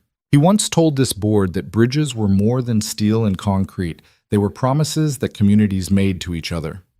She looked around the table. "I move to approve the humanitarian division with Mr. Cole as technical director." "I second," another member said quickly. The vote was 9-3 in favor. Clara maintained her composure until they were in the elevator, then grabbed Ethan's arm, her excitement breaking through. "Technical director. That wasn't part of the plan. The board likes you. More importantly, they trust you. Will you accept?" Ethan thought of the systems still to be built, the problems still to be solved, the communities still waiting for help. "I need to be home for Sophie. Full remote capability when not on deployment, and Sophie can come on some trips when school permits. I want her to see what her father is building." "Then yes." Clara smiled, that rare, genuine expression that transformed her from CEO to simply a woman who just won something important. "We're going to change the world, Ethan Cole. We're going to try." That evening, Ethan took Sophie out for ice cream to celebrate their tradition for big moments. She listened with wide eyes as he explained his new role, what it would mean for their future. "So you're like a superhero now?" she asked, chocolate sauce on her chin. "Saving people with water. I'm just an engineer who got lucky." "No," Sophie said seriously. "You're my daddy who helps people. That's way better than a superhero." As they walked home, Sophie's hand in his, Ethan thought about the journey from that burning car on the highway to this moment. How a chance encounter had led to Puerto Rico to clean water for thousands, to a future he couldn't have imagined. His phone buzzed with a message from Dr. Santos. "The communities are asking when you're coming back." The children drew pictures of the water wizard. He showed Sophie the attached photos, childish drawings of a man with glasses bringing blue water to brown landscapes. "That's you," Sophie said excitedly. "You're famous. Not famous, just helpful." "That's better," she decided, then paused. "Daddy, do you think Mommy knows about all the people you're helping?" Ethan pulled her close, thinking of Sarah's unwavering faith in him, even when he'd lost faith in himself. "Yeah, baby, I think she knows." The humanitarian division's office occupied half of floor 35, a space Claire had carved out, despite protests from the CFO about profitable square footage. Ethan stood in what would be his new workspace, surrounded by boxes of equipment and maps marked with red pins indicating water crises across 3 continents. Through the window, Chicago's skyline stretched toward Lake Michigan, but his mind was already in villages thousands of miles away. "Big upgrade from the janitor's closet," Zoe said, appearing with a coffee that smelled like civilization. She'd been promoted to his senior engineer, her purple hair now streaked with blue in celebration. Different kind of cleaning, Ethan replied, accepting the coffee gratefully. Instead of mopping up messes, we're preventing them. Poetic. Harrison's having a meltdown, by the way. Says you're stealing all the good engineers for your charity project. It's not charity, it's, I know what it is. Zoe's expression turned serious. It's why I requested the transfer. That video from Puerto Rico, the kids drinking clean water for the first time. That's the kind of engineering I got into this field to do. The video had gone viral. Someone from the community posting phone footage of the first successful system test. Ethan hadn't even known they were being filmed until Clara showed him the clip with 2 million views. In it, he looked exhausted and filthy, but his smile when the water ran clear was genuine enough to make strangers cry in comment sections worldwide. We have the Kenya project briefing in an hour, Zoe reminded him. 20 villages, drought conditions, contamination from industrial runoff. It's going to make Puerto Rico look easy. Ethan pulled up the satellite images on his monitor, studying the terrain. We'll need to modify the intake system for lower water levels. Maybe add a preliminary filtration stage for the industrial chemicals. Already on it. She produced a tablet with design modifications. I also reached out to a local NGO for partnership. They have people on the ground who know the communities. This was why he'd fought for Zoe to join the team. She didn't just solve engineering problems, she thought about the human element, the cultural considerations that could make or break a deployment. Clara arrived for the briefing with someone unexpected, a young man who looked like he'd stepped out of a college catalog, all pressed khakis and nervous energy. This is James Morrison, she announced, son of your almost employer. He just graduated from MIT with a degree in environmental engineering. He'll be joining your team. Ethan shook the young man's hand, noting the calluses that suggested he wasn't just a theory guy. Your father spoke highly of you. He spoke highly of you too, Mr. Cole. Said you were the one who got away. James grinned. He also said if I was smart, I'd learn everything I could from you. The Kenya briefing was sobering. The water situation was critical, with children walking 6 miles daily to fetch contaminated water that was slowly killing them. The industrial runoff had created a toxic cocktail that standard filtration couldn't handle. We need a 2-stage system, Ethan said, sketching on the whiteboard. Chemical precipitation first, then our standard filtration. That doubles the cost per unit, Clara pointed out. Then we find the money. These kids are dying, Clara. She nodded, already making notes.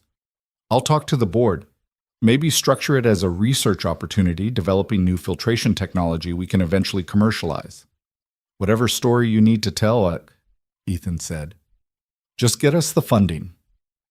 That evening, Sophie's art class was having a parent showcase. Ethan barely made it sliding into the gymnasium as Sophie was explaining her painting to a small group of parents. It was a watercolor of a man in glasses standing next to a blue river with children playing in the clean water. The technical accuracy of the filtration system drawn in the corner made him smile. Only his daughter would include engineering specifications in her art. That's my daddy, she told the group proudly. He makes dirty water clean so kids don't get sick. One of the mothers, someone Ethan recognized from pickup but had never spoken to, approached him afterward. Is that true? What Sophie said about the water. It's a simplified version, but yes. I saw the video from Puerto Rico. My company would like to discuss a partnership.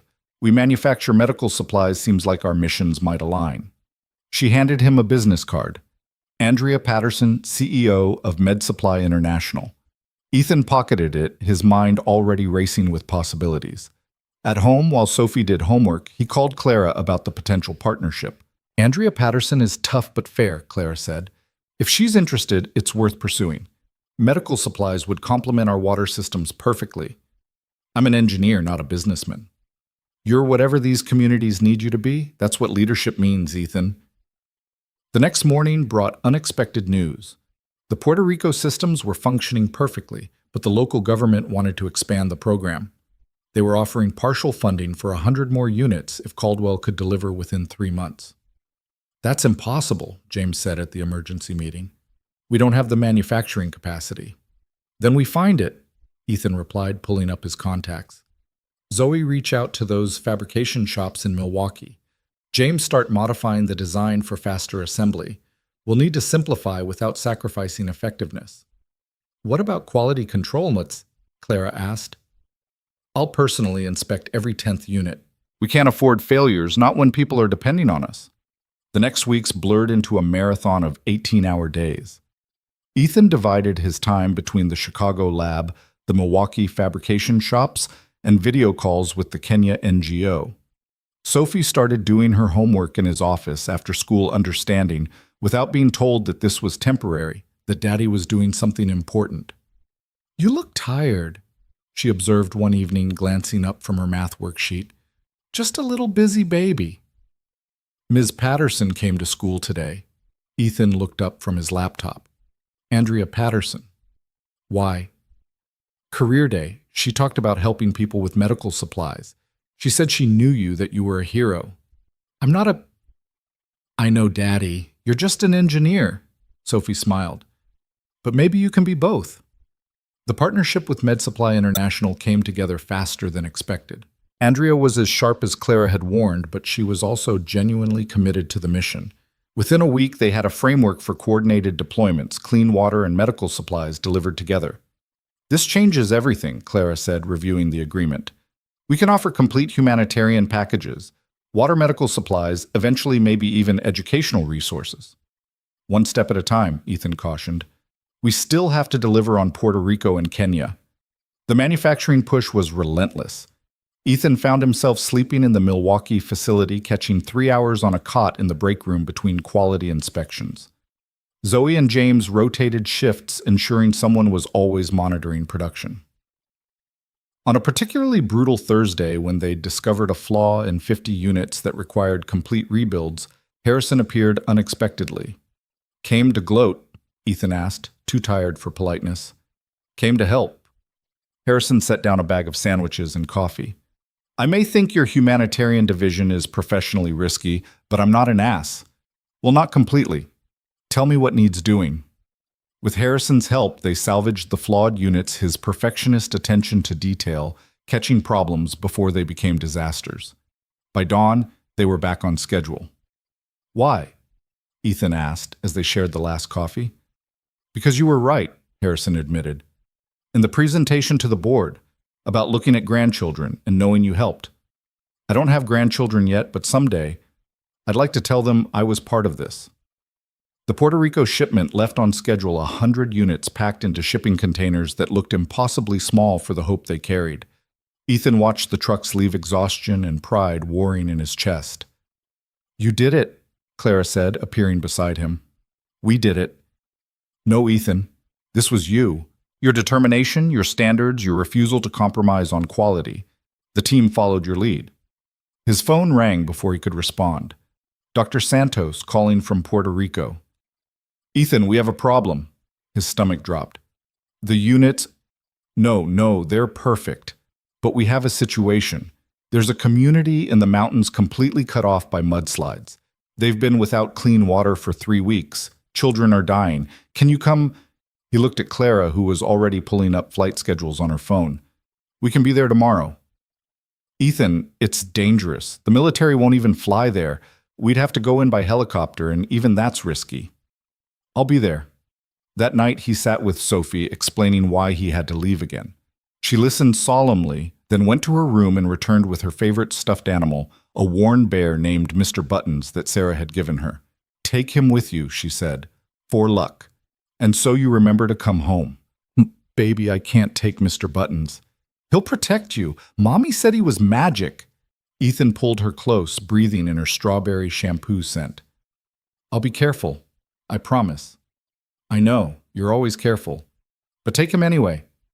The flight to Puerto Rico was turbulent storms surrounding the island like angry guardians. Clara had insisted on coming, bringing James and a medical team from Andrea's company.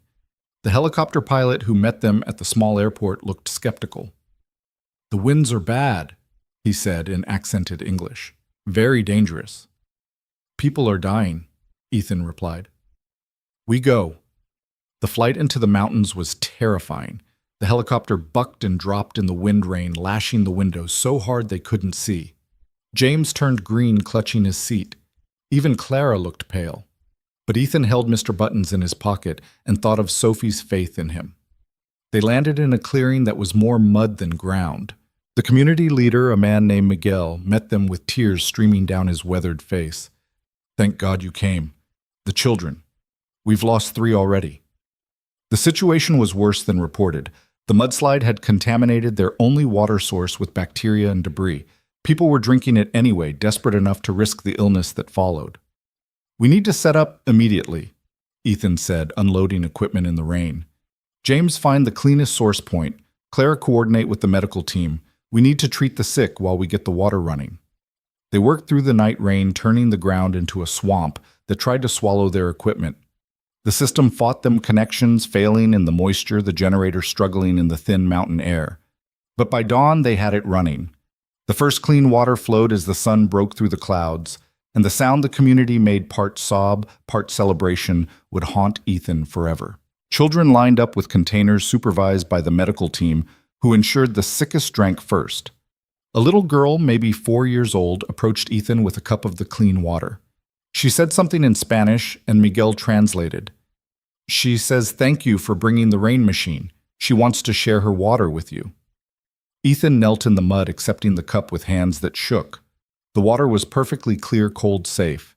He took a sip, then handed it back to her. "Tell her it's her water. She should drink it all." The girl smiled, a brilliant expression that cut through exhaustion and fear and the weight of responsibility. This was why they did it. Not for recognition or profit, but for that smile, for the chance to give children the childhood they deserved. They stayed 3 more days, ensuring the system was stable and training locals on maintenance. The medical team treated dozens of patients, many who would have died without intervention. When the helicopter finally lifted them out, the entire community gathered to wave goodbye their faces. No longer desperate, but hopeful. On the flight home, Clara worked on her laptop documenting the deployment for the board. James slept exhausted from his first field experience. But Ethan held Mr. Buttons and stared out the window, thinking about all the communities still waiting, still dying for want of something as basic as clean water. "You're thinking about the next one," Clara said, not looking up from her screen.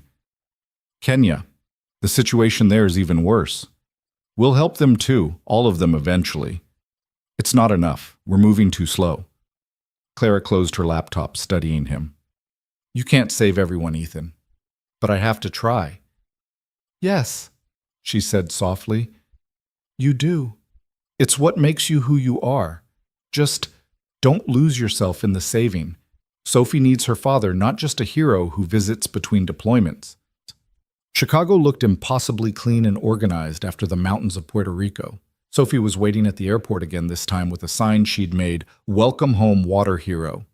She crashed into his arms and he held her like she was the only thing keeping him anchored to the earth. "Did Mr. Buttons help?" she asked. "He was perfect, kept me safe the whole time." That evening, as Sophie showed him the perfect score on her science test and the new books she'd gotten from the library, Ethan felt the weight of his double life. In one world, he was daddy helping with homework and reading bedtime stories. In another, he was the water engineer making impossible decisions about which communities to help first. "You're sad," Sophie observed as he tucked her in. "Not sad, just thinking.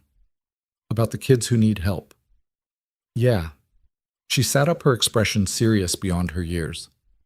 "Mommy used to say that we can't help everyone, but everyone can help someone. Maybe if you teach other people to do what you do, more kids can get clean water." Ethan stared at his 7-year-old daughter, wondering when she'd become so wise. That's actually brilliant, baby." "I know," she said matter-of-factly. "I'm very smart. You said so." The next morning, he presented Sophie's idea to Clara and the team, a training program teaching local engineers in affected regions to build and maintain simplified versions of their systems. "It's scalable, Sus," Zoe said excitedly. "We could exponentially increase our reach." "We'd need educational materials translated into multiple languages," James added. "And partnerships with local universities," Clara mused. "But it could work." "Ethan, we start with Kenya. Build a training center alongside the water deployment. Create a model we can replicate." "That's a massive undertaking." "So is pulling you from a burning car. Sometimes the impossible is just what needs doing. Clara smiled, that rare expression that transformed her face. When did you become philosophical? When my 7-year-old started out thinking my entire engineering team. The Kenya deployment was scheduled for 6 weeks out, giving them time to develop the training program. Ethan threw himself into creating simple visual guides that could transcend language barriers. Sophie helped drawing pictures to illustrate concepts her childish art, somehow perfect for conveying complex ideas simply.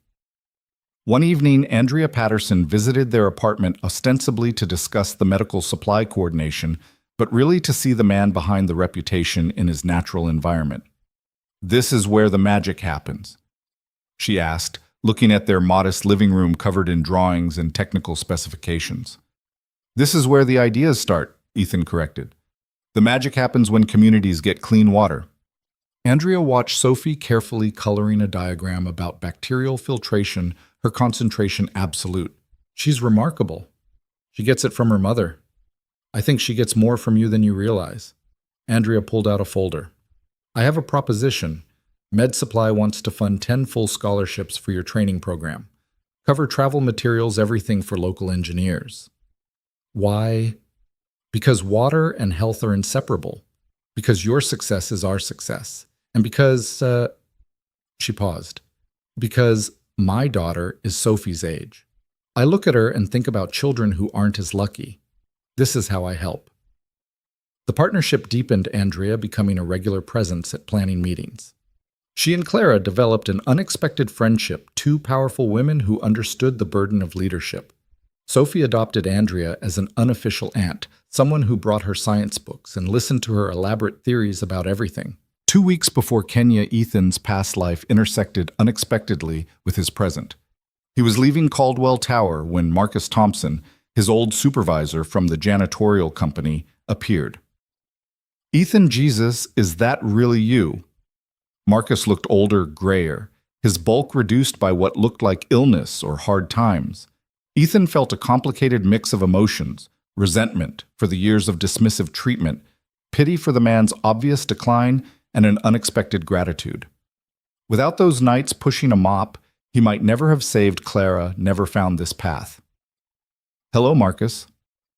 I heard someone said you worked here now, as an engineer, technical director of humanitarian services." Marcus's laugh was bitter. "From janitor to director, guess you were slumming it with us." "I was surviving. There's a difference." "Yeah, well, some of us are still just surviving." Marcus started to walk away, then turned back. "That night when you fixed the prototype, I knew it was you. Saw it on the security footage before they did. Could have reported you fired.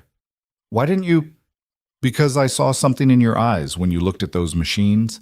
Same thing I used to see in the mirror before life beat it out of me. Hunger. Not for money or position, but to be more than what the world decided you were." He shrugged. "Figured you deserved a chance to feed that hunger." "Marcus, I don't need your pity or your success story. Just do good with it, yeah. Some of us never get out of the basement. Make it count for those who do." He walked away before Ethan could respond, disappearing into the evening crowd. Ethan stood there for a long moment thinking about paths taken, and not taken, about the thin line between pushing a mop and changing the world. That night, he found Clara still in her office, the city lights creating a constellation around her silhouette. "Working late again?" he asked. "Finalizing the Kenya logistics. We have a problem. The local government wants to tax our equipment as commercial imports. It'll eat 30% of our budget. Then we go around them, ship to the NGO, directly classify it as educational materials for the training program." Clara raised an eyebrow. "That's borderline illegal. That's creative problem solving. Those kids need water more than the government needs tax revenue." "When did you become ruthless?" "When I realized being nice doesn't always save lives." She turned to face him fully, something unreadable in her expression. "You've changed since that day on the highway." "We both have." "Yes?" she said softly. "We have." There was a moment, brief but weighted, where the air between them shifted. Then Clara's phone rang, breaking whatever spell had been building. She answered immediately, shifting into CEO mode, and Ethan excused himself, confused by the sudden tension. At home, Sophie was asleep on the couch. Her Kenya research spread across the coffee table. She'd drawn maps, written facts about water scarcity, created a presentation that was probably more thorough than some of his engineers' work. He covered her with a blanket, careful not to disturb her papers. His phone buzzed with a text from Clara. "Thank you for being who you are. The world needs more Ethan Coles." He didn't know how to respond to that, so he didn't. Instead, he sat watching his daughter sleep, thinking about the children in Kenya who might soon have the same peaceful rest, the same chance at dreams that weren't haunted by thirst. The final week before Kenya passed in a blur of preparations. The training materials were translated into Swahili and Kikuyu, the equipment shipped and tracked obsessively. James had recruited 2 other young engineers, eager graduates, who saw this as more than a job. "We're building a movement," he told them at the final briefing. "Every engineer we train can train others. It's exponential impact." "Exponential hope," Zoe corrected. "That's what we're really delivering." The night before departure, Ethan took Sophie to their favorite restaurant.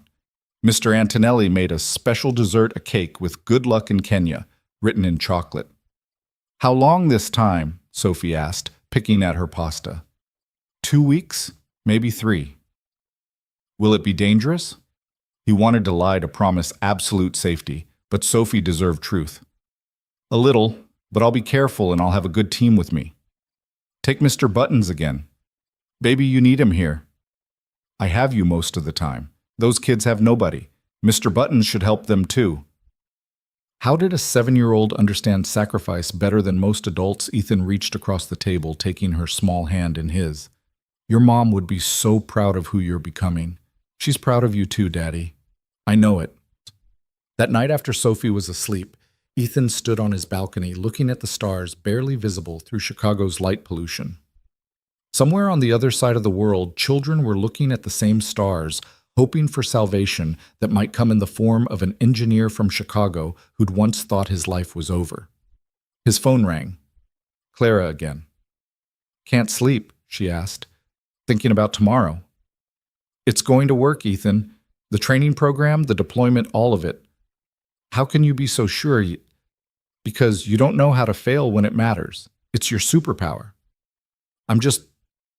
If you say just an engineer one more time, I'm cutting your salary," she interrupted, but he could hear the smile in her voice. "You're exactly who you're supposed to be, Ethan Cole. Stop doubting it." After they hung up, Ethan went inside and pulled out his notebook. Not the expensive one Clara had given him, but his old one filled with ideas from his janitor days. On a blank page, he wrote, "For Sophie and Sarah, for every child who deserves clean water, for every parent who wants to give their children better, for the man I used to be and the one I'm becoming. This is why we do it." Tomorrow, he would fly to Kenya. He would train engineers, install systems, save lives. But tonight, he was just a father in Chicago, holding his daughter's stuffed bear, preparing to change a small piece of the world. The weight of it should have been crushing. Instead, it felt like wings. The Nairobi airport hit them with a wall of heat that made Chicago's worst summer day feel like spring. Ethan stood on the tarmac watching the equipment being unloaded, Mr. Buttons tucked safely in his backpack. Clara was already on her phone coordinating with the local NGO, while James and the 2 new engineers, Sarah Kim and David Okonkwo, looked around with the wide eyes of people experiencing Africa for the first time. "It's different than I expected," Sarah Kim said, and Ethan understood. The airport was modern, bustling with business travelers and tourists, nothing like the poverty-stricken images that dominated American media. "Kenya's complicated," David replied. He'd been born here, moved to America at 12, and this was his first time back. Beautiful and broken, modern and ancient all at once. Their convoy traveled north from Nairobi, the landscape changing from urban sprawl to rural villages over the course of 4 hours. The roads deteriorated with each mile until they were bouncing over dirt tracks that seemed determined to shake their teeth loose. Through it all, Clara never stopped working, her laptop balanced on her knees, negotiating supplies and permissions with the focused intensity of a general planning a campaign. The training center was nothing more than a concrete building with a corrugated metal roof, but the local engineers who'd gathered there looked at it like it was MIT. 23 men and women, ages ranging from early 20s to late 50s, all with some technical training but limited resources to apply it. Ladies and gentlemen, Ethan began with David translating into Swahili. You're not here to learn how to install water systems. You're here to learn how to save your communities. The first day was theory, water contamination, filtration principles, the science behind their system. But Ethan could see the restlessness in their eyes. These weren't people who learned from PowerPoints. They learned from doing. Forget the slides, he announced after lunch. Let's build something. They spent the afternoon assembling a system from scratch, everyone getting their hands dirty. An older engineer named Joseph, who'd been skeptical from the start, suddenly understood when he saw how the UV array worked. This is so simple, he said in accented English. Why hasn't anyone done this before? Because simple doesn't make money, Clara answered from the doorway. She'd been observing quietly, but now she joined them kneeling beside the prototype. Complex systems require expensive maintenance replacement parts, foreign technicians. Our goal is to make ourselves unnecessary. That evening, they ate dinner with the local community ugali, and sukuma wiki served on shared plates. The village elder, a woman named Grace, who carried herself like royalty despite her patched clothing, sat beside Ethan. Your daughter, she said, having somehow learned about Sophie. You left her to come here. She understands why I'm here. Does she, or does she simply accept it because children accept what they must? Grace's eyes were kind but piercing. I had a husband who saved everyone but his family. By the time he realized his mistake, his children no longer knew him. The words haunted Ethan that night as he lay on a thin mattress listening to the sounds of the Kenyan night insects and distant animals and the wind through acacia trees. He pulled out his satellite phone and called Sophie, even though it was expensive and the connection was terrible. Daddy, her voice crackled through static. How's Kenya? Beautiful, complicated. I'm teaching people to build the water systems so they can help even after you leave. Exactly. That's smart. Like when Ms. Chen taught me to make dumplings. Now I can make them myself when I miss you. His throat tightened. Do you miss me a lot, baby? Sometimes, but I know you're doing important things. Mrs. Chen says you're changing the world. Sophie, if you could choose, would you want me to come home to just be a regular dad with a regular job? The line was quiet for so long he thought they'd lost connection. Then, in a small voice, I want you to be happy, Daddy. You're happy when you're helping people, so I want you to keep helping, but maybe sometimes I could come too when I don't have school. I'd like that, baby. I'd like that a lot. The next days fell into a rhythm. Morning instruction, afternoon construction, evening installations in nearby villages. Each successful system was celebrated with singing and dancing that made Ethan uncomfortable and proud in equal measure. The trainees were learning fast, already suggesting improvements and adaptations for local conditions. But it was the fourth village that changed everything. They arrived to find chaos. A cholera outbreak had struck 2 days earlier. Children lay on makeshift cots, their bodies ravaged by dehydration. The medical team Andrea had insisted on sending sprang into action, but they needed clean water desperately for rehydration salts. How fast can we get a system running? Clara asked. Her CEO composure cracking at the sight of an infant barely breathing in her mother's arms. 2 hours if we skip safety protocols, Ethan replied. Then skip them. They worked in organized frenzy. The trainees jumped in without being asked their newfound skills suddenly urgently necessary. Joseph took charge of the UV array, his skepticism replaced by determination. Sarah Kim and David managed the filtration assembly while James handled the power connection with borrowed car batteries. 90 minutes later, clean water was flowing.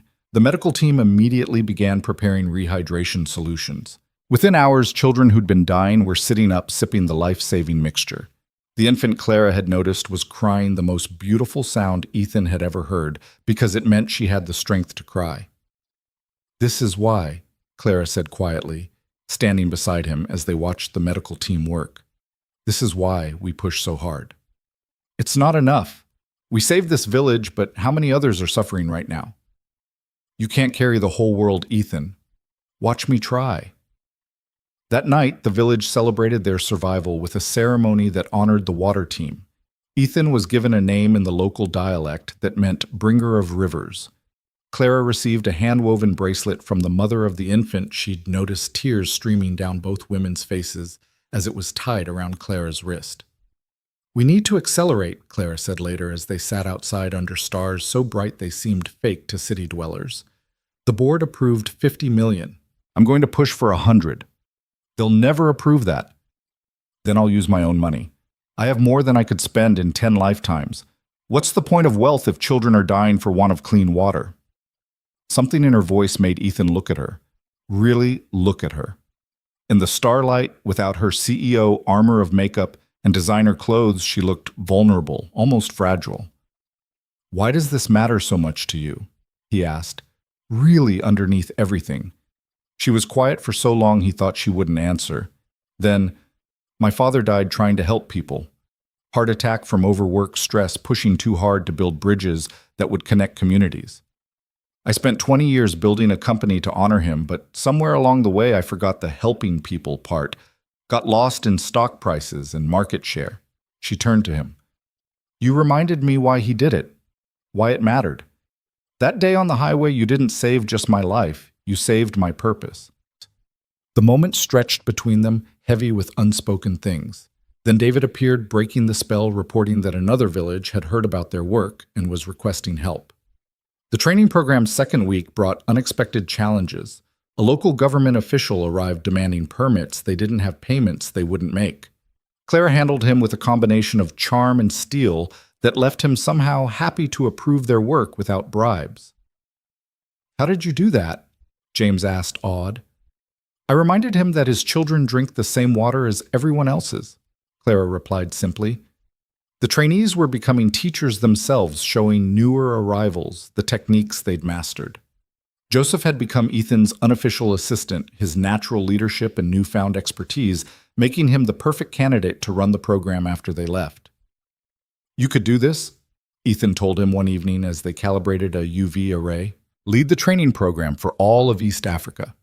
"I'm just a village engineer. I don't have degrees from American universities." "Neither did I when I started. I was a janitor who got lucky." Joseph looked at him skeptically. "You were never just anything, Mr. Ethan. I can see it in how you work. You were always an engineer. Life just took a detour." On day 10, Sophie called with news that made Ethan's heart stop. "Daddy, I won the district science fair. I'm going to state." "That's amazing, baby. When is it?" "Next month, May 15th. You'll be back, right?" He did quick mental math. They were scheduled to return May 10th, but if anything went wrong, "I'll be there, I promise." "Pinky promise?" "Pinky promise." Clara, who'd been reviewing supply manifests nearby, looked up. "We'll make sure you're back, whatever it takes." But the universe had other plans. A massive storm system moved in the next day, washing out roads and making travel impossible. They were trapped in the village with limited supplies and 3 more communities desperately waiting for installations. "We could try the northern route," David suggested, studying weather-stained maps. "That's controlled by militants," Joseph said quietly. "Very dangerous for foreigners." "How dangerous?" Ethan asked. "They might let you pass for a fee, or they might take you hostage. Or worse," Clara stood up decisively. "We're not risking it. The communities will have to wait until the road's clear." "Children are dying," Ethan protested, "and you have a child who needs her father alive." Her tone brooked no argument. "We wait." The forced delay turned into an unexpected opportunity. With nowhere to go, the training became intensive, almost intimate. Ethan worked with each trainee individually, understanding their strengths and challenges. Sarah Kim developed a pictographic instruction manual that transcended language barriers. James created a troubleshooting guide based on every problem they'd encountered. On the 3rd night of the storm, the village's existing well failed. Contaminated runoff had overwhelmed it, leaving 300 people without any water source. Their emergency supplies wouldn't last 24 hours. "We need to modify one of the systems," Ethan announced at an emergency meeting. "Create a high-capacity unit that can serve the entire village." "That's never been done," James said. "The flow rates." "Then we innovate. That's what engineers do."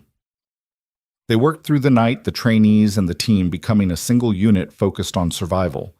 Joseph suggested a parallel processing approach that Ethan hadn't considered.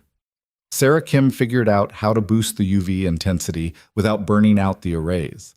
David salvaged parts from broken generators to increase pump capacity.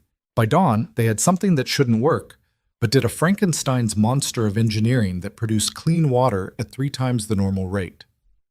"We need to document this," Clara said, exhausted but exhilarated.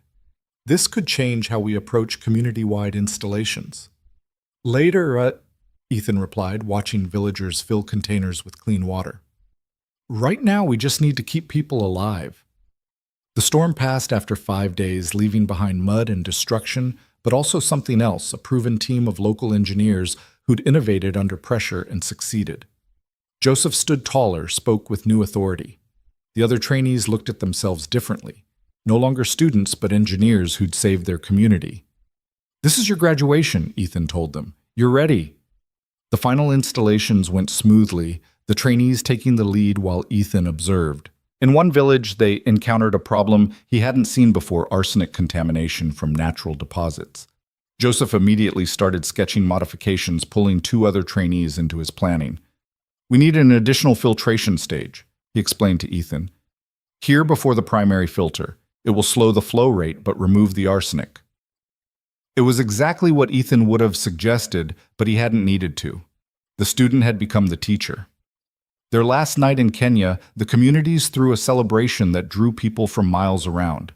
There was music and dancing food that represented precious resources shared freely. Children performed a play about the water wizards who brought clean rivers with a character who was clearly supposed to be Ethan, glasses made of wire, a concerned expression constantly checking calculations on a piece of bark. "Is that really what I look like?" he asked Clara, who was trying not to laugh. "The anxiety is spot on," she confirmed, "but they missed your tendency to forget to eat when you're focused." Grace the elder, who'd warned him about saving everyone but his family, approached as the celebration continued around them. "You did well," she said simply. "But more than the water, you gave us knowledge. That lasts longer than any machine." "Joseph and the others, they'll continue the work." "Yes, but you, Mr. Ethan, what will you continue, the saving or the living?" Before he could answer, she pressed something into his hand, a small carved figure of a man carrying water, the details intricate despite its tiny size. "For your daughter. Tell her it's her father bringing life to the world. But remind her too that even water bringers need to rest to refill their own wells." The flight home was subdued, everyone exhausted from 3 weeks of intensive work. Clara worked on her laptop, preparing the board presentation that would request doubled funding. James slept across 3 seats, snoring softly. Sarah Kim and David were deep in discussion about modifications for different contamination types. But Ethan stared out the window at the Atlantic passing below, thinking about Grace's words. In his backpack, Mr. Button sat next to the carved figure, 2 talismans of the life he was trying to balance. His phone, finally back in range, exploded with messages. Most were routine, but one made him sit up straight. From Sophie's teacher, urgent. "Please call about Sophie." His hands shook as he dialed scenarios racing through his mind. Illness, accident. The phone rang once, twice. "Mr. Cole." "Thank you for calling back. Sophie's fine," Mrs. Peterson said quickly, and Ethan could breathe again. "But there's been an incident. She got into a fight. A fight Sophie's never... A boy was bullying another student, saying his family was poor, that his father was just a garbage man. Sophie apparently told him that all jobs have dignity, and when he laughed, she punched him." Despite everything, Ethan felt a surge of pride. "Is she suspended?" "No, the principal understood the circumstances. But Mr. Cole, Sophie's been struggling since you left. Her grades are still excellent, but she's withdrawn, spending recess alone. I think she's carrying more weight than a 7-year-old should. I'll be home tomorrow. I'll talk to her. She's proud of you, Mr. Cole. Maybe too proud. She feels she has to be perfect because you're off being a hero. That's a heavy burden for a child." The words echoed Grace's warning, and Ethan felt the weight of his choices settling on his shoulders. He found Clara watching him, having overheard enough to understand. "Sophie," she asked, "she's been hiding how hard this is for her." "Kids do that. They protect us even when we're supposed to protect them."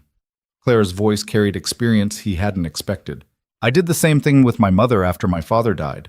Pretended I was fine so she wouldn't worry. Were you fine? No, I was drowning, but I got very good at looking like I was swimming. The landing in Chicago felt like returning to another planet. The organized chaos of O'Hare, the climate-controlled comfort, the assumption of safety and clean water, it all felt surreal after Kenya. Sophie was waiting with Mrs. Chen holding a sign that said, "Welcome home, Water Wizard," with a drawing that was clearly inspired by the pictures he'd sent of the play. But her smile didn't quite reach her eyes, and when she hugged him, she held on longer than usual, like she was afraid he might disappear. "I missed you so much, Daddy," she whispered into his shirt. "I missed you too, baby, every single day." That evening, after Mrs. Chen had gone home and they'd eaten dinner. Thai food. Sophie's choice.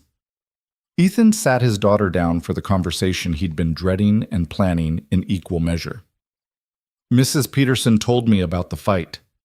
Sophie's face crumpled. "I'm sorry, Daddy.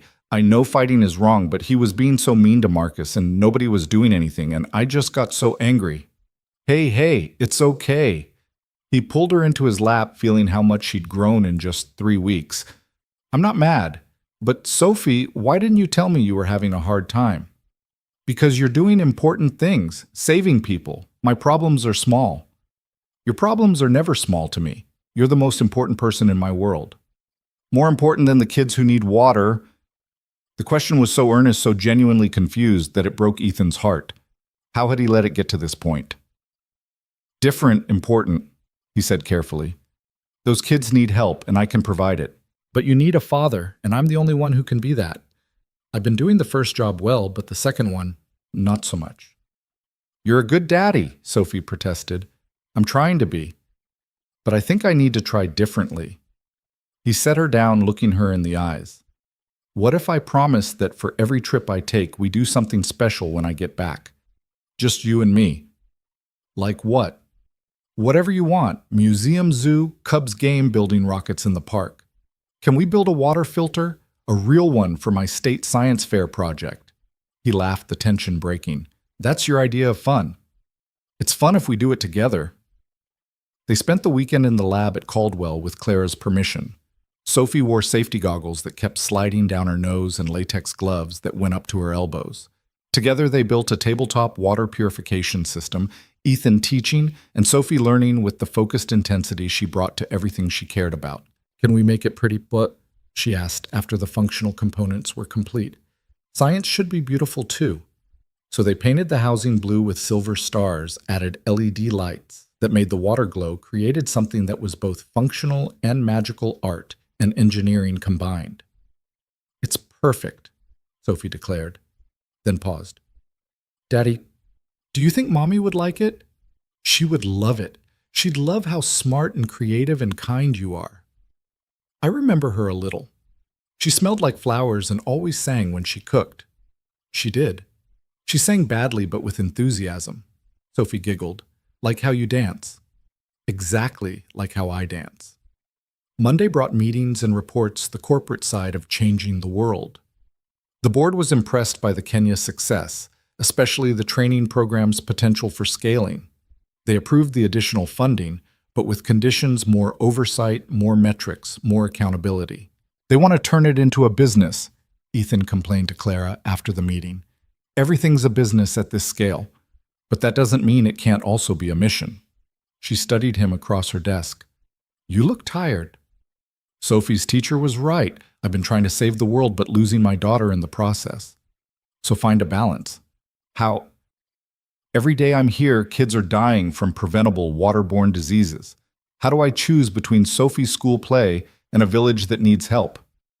Clara was quiet for a moment, then pulled out her phone and showed him a photo. It was a young girl, maybe 12, in a hospital bed. "My daughter," Clara said quietly. "The one I gave up for adoption when I was 19. Before I built this company, before I became who I am, I thought I was doing the right thing, giving her a better life with a family that was ready. But I think about her every day. Wonder if she needed me specifically, not just any mother." Ethan stared at the photo, this revelation reshaping his understanding of Clara completely. "Does she know about you?" No, the adoption was closed, but I keep tabs, make sure she's okay. She's brilliant, wants to be a doctor, has a good family who loves her, but sometimes I wonder if I chose saving myself over raising her, and which decision would have led to more good in the world. Clara, my point is there's no perfect answer, but Sophie is here now needing you. The villages will still need help next month next year, but Sophie won't be 7 forever. Don't miss it. That afternoon, Ethan met with Joseph via video call. The Kenyan engineer was at a new village teaching another group of locals the water system installation. "How's it going?" Ethan asked. "Very well. We've installed 3 more systems since you left. The modified design for arsenic contamination is working perfectly. Any problems?" "Only good ones. More villages requesting help than we can handle immediately, but we're training more engineers. The knowledge is spreading." This was what Sophie had understood: teach others, multiply the impact. Ethan didn't have to personally save everyone if he could enable others to save their own communities. "Joseph, I want to offer you something. Official position as East Africa Training Director. Salary Resources Authority to expand the program." Joseph's eyes widened. "You trust me with this?" "I trust you to do it better than I could. You understand the local needs, the culture, the challenges I can only guess at." "Then yes. Yes, absolutely." After the call, Ethan found Zoe in the lab working on improvements to the UV array efficiency. "I need your help," he said. "I need to restructure how we work. More delegation, more remote management. I can't keep leaving Sophie for weeks at a time." "About time you figured that out," Zoe replied without looking up. "I've already drafted a proposal. Regional directors for each area with you overseen remotely and visiting quarterly for quality control and training updates. You've been thinking about this. Ethan, everyone can see you're burning out trying to be everywhere at once. You're no good to anyone if you collapse." She finally looked at him. "Plus, Sophie's awesome. She deserves her dad present, not just physically, but mentally." The restructuring took a month to implement. Clara backed it fully, even suggested additions of virtual training platform where engineers worldwide could share innovations, a supply chain system that could deliver equipment without Ethan's personal oversight, a network of local leaders like Joseph, who could adapt the technology to regional needs. During that month, Ethan kept his promise to Sophie. Every evening, no matter what crisis arose, he was home by 6. They worked on her science fair project, refining the beautiful water filter until it was both art and engineering. They read books together, went to movies, had pizza nights where they competed to see who could catch thrown peanuts in their mouth. Sophie always won.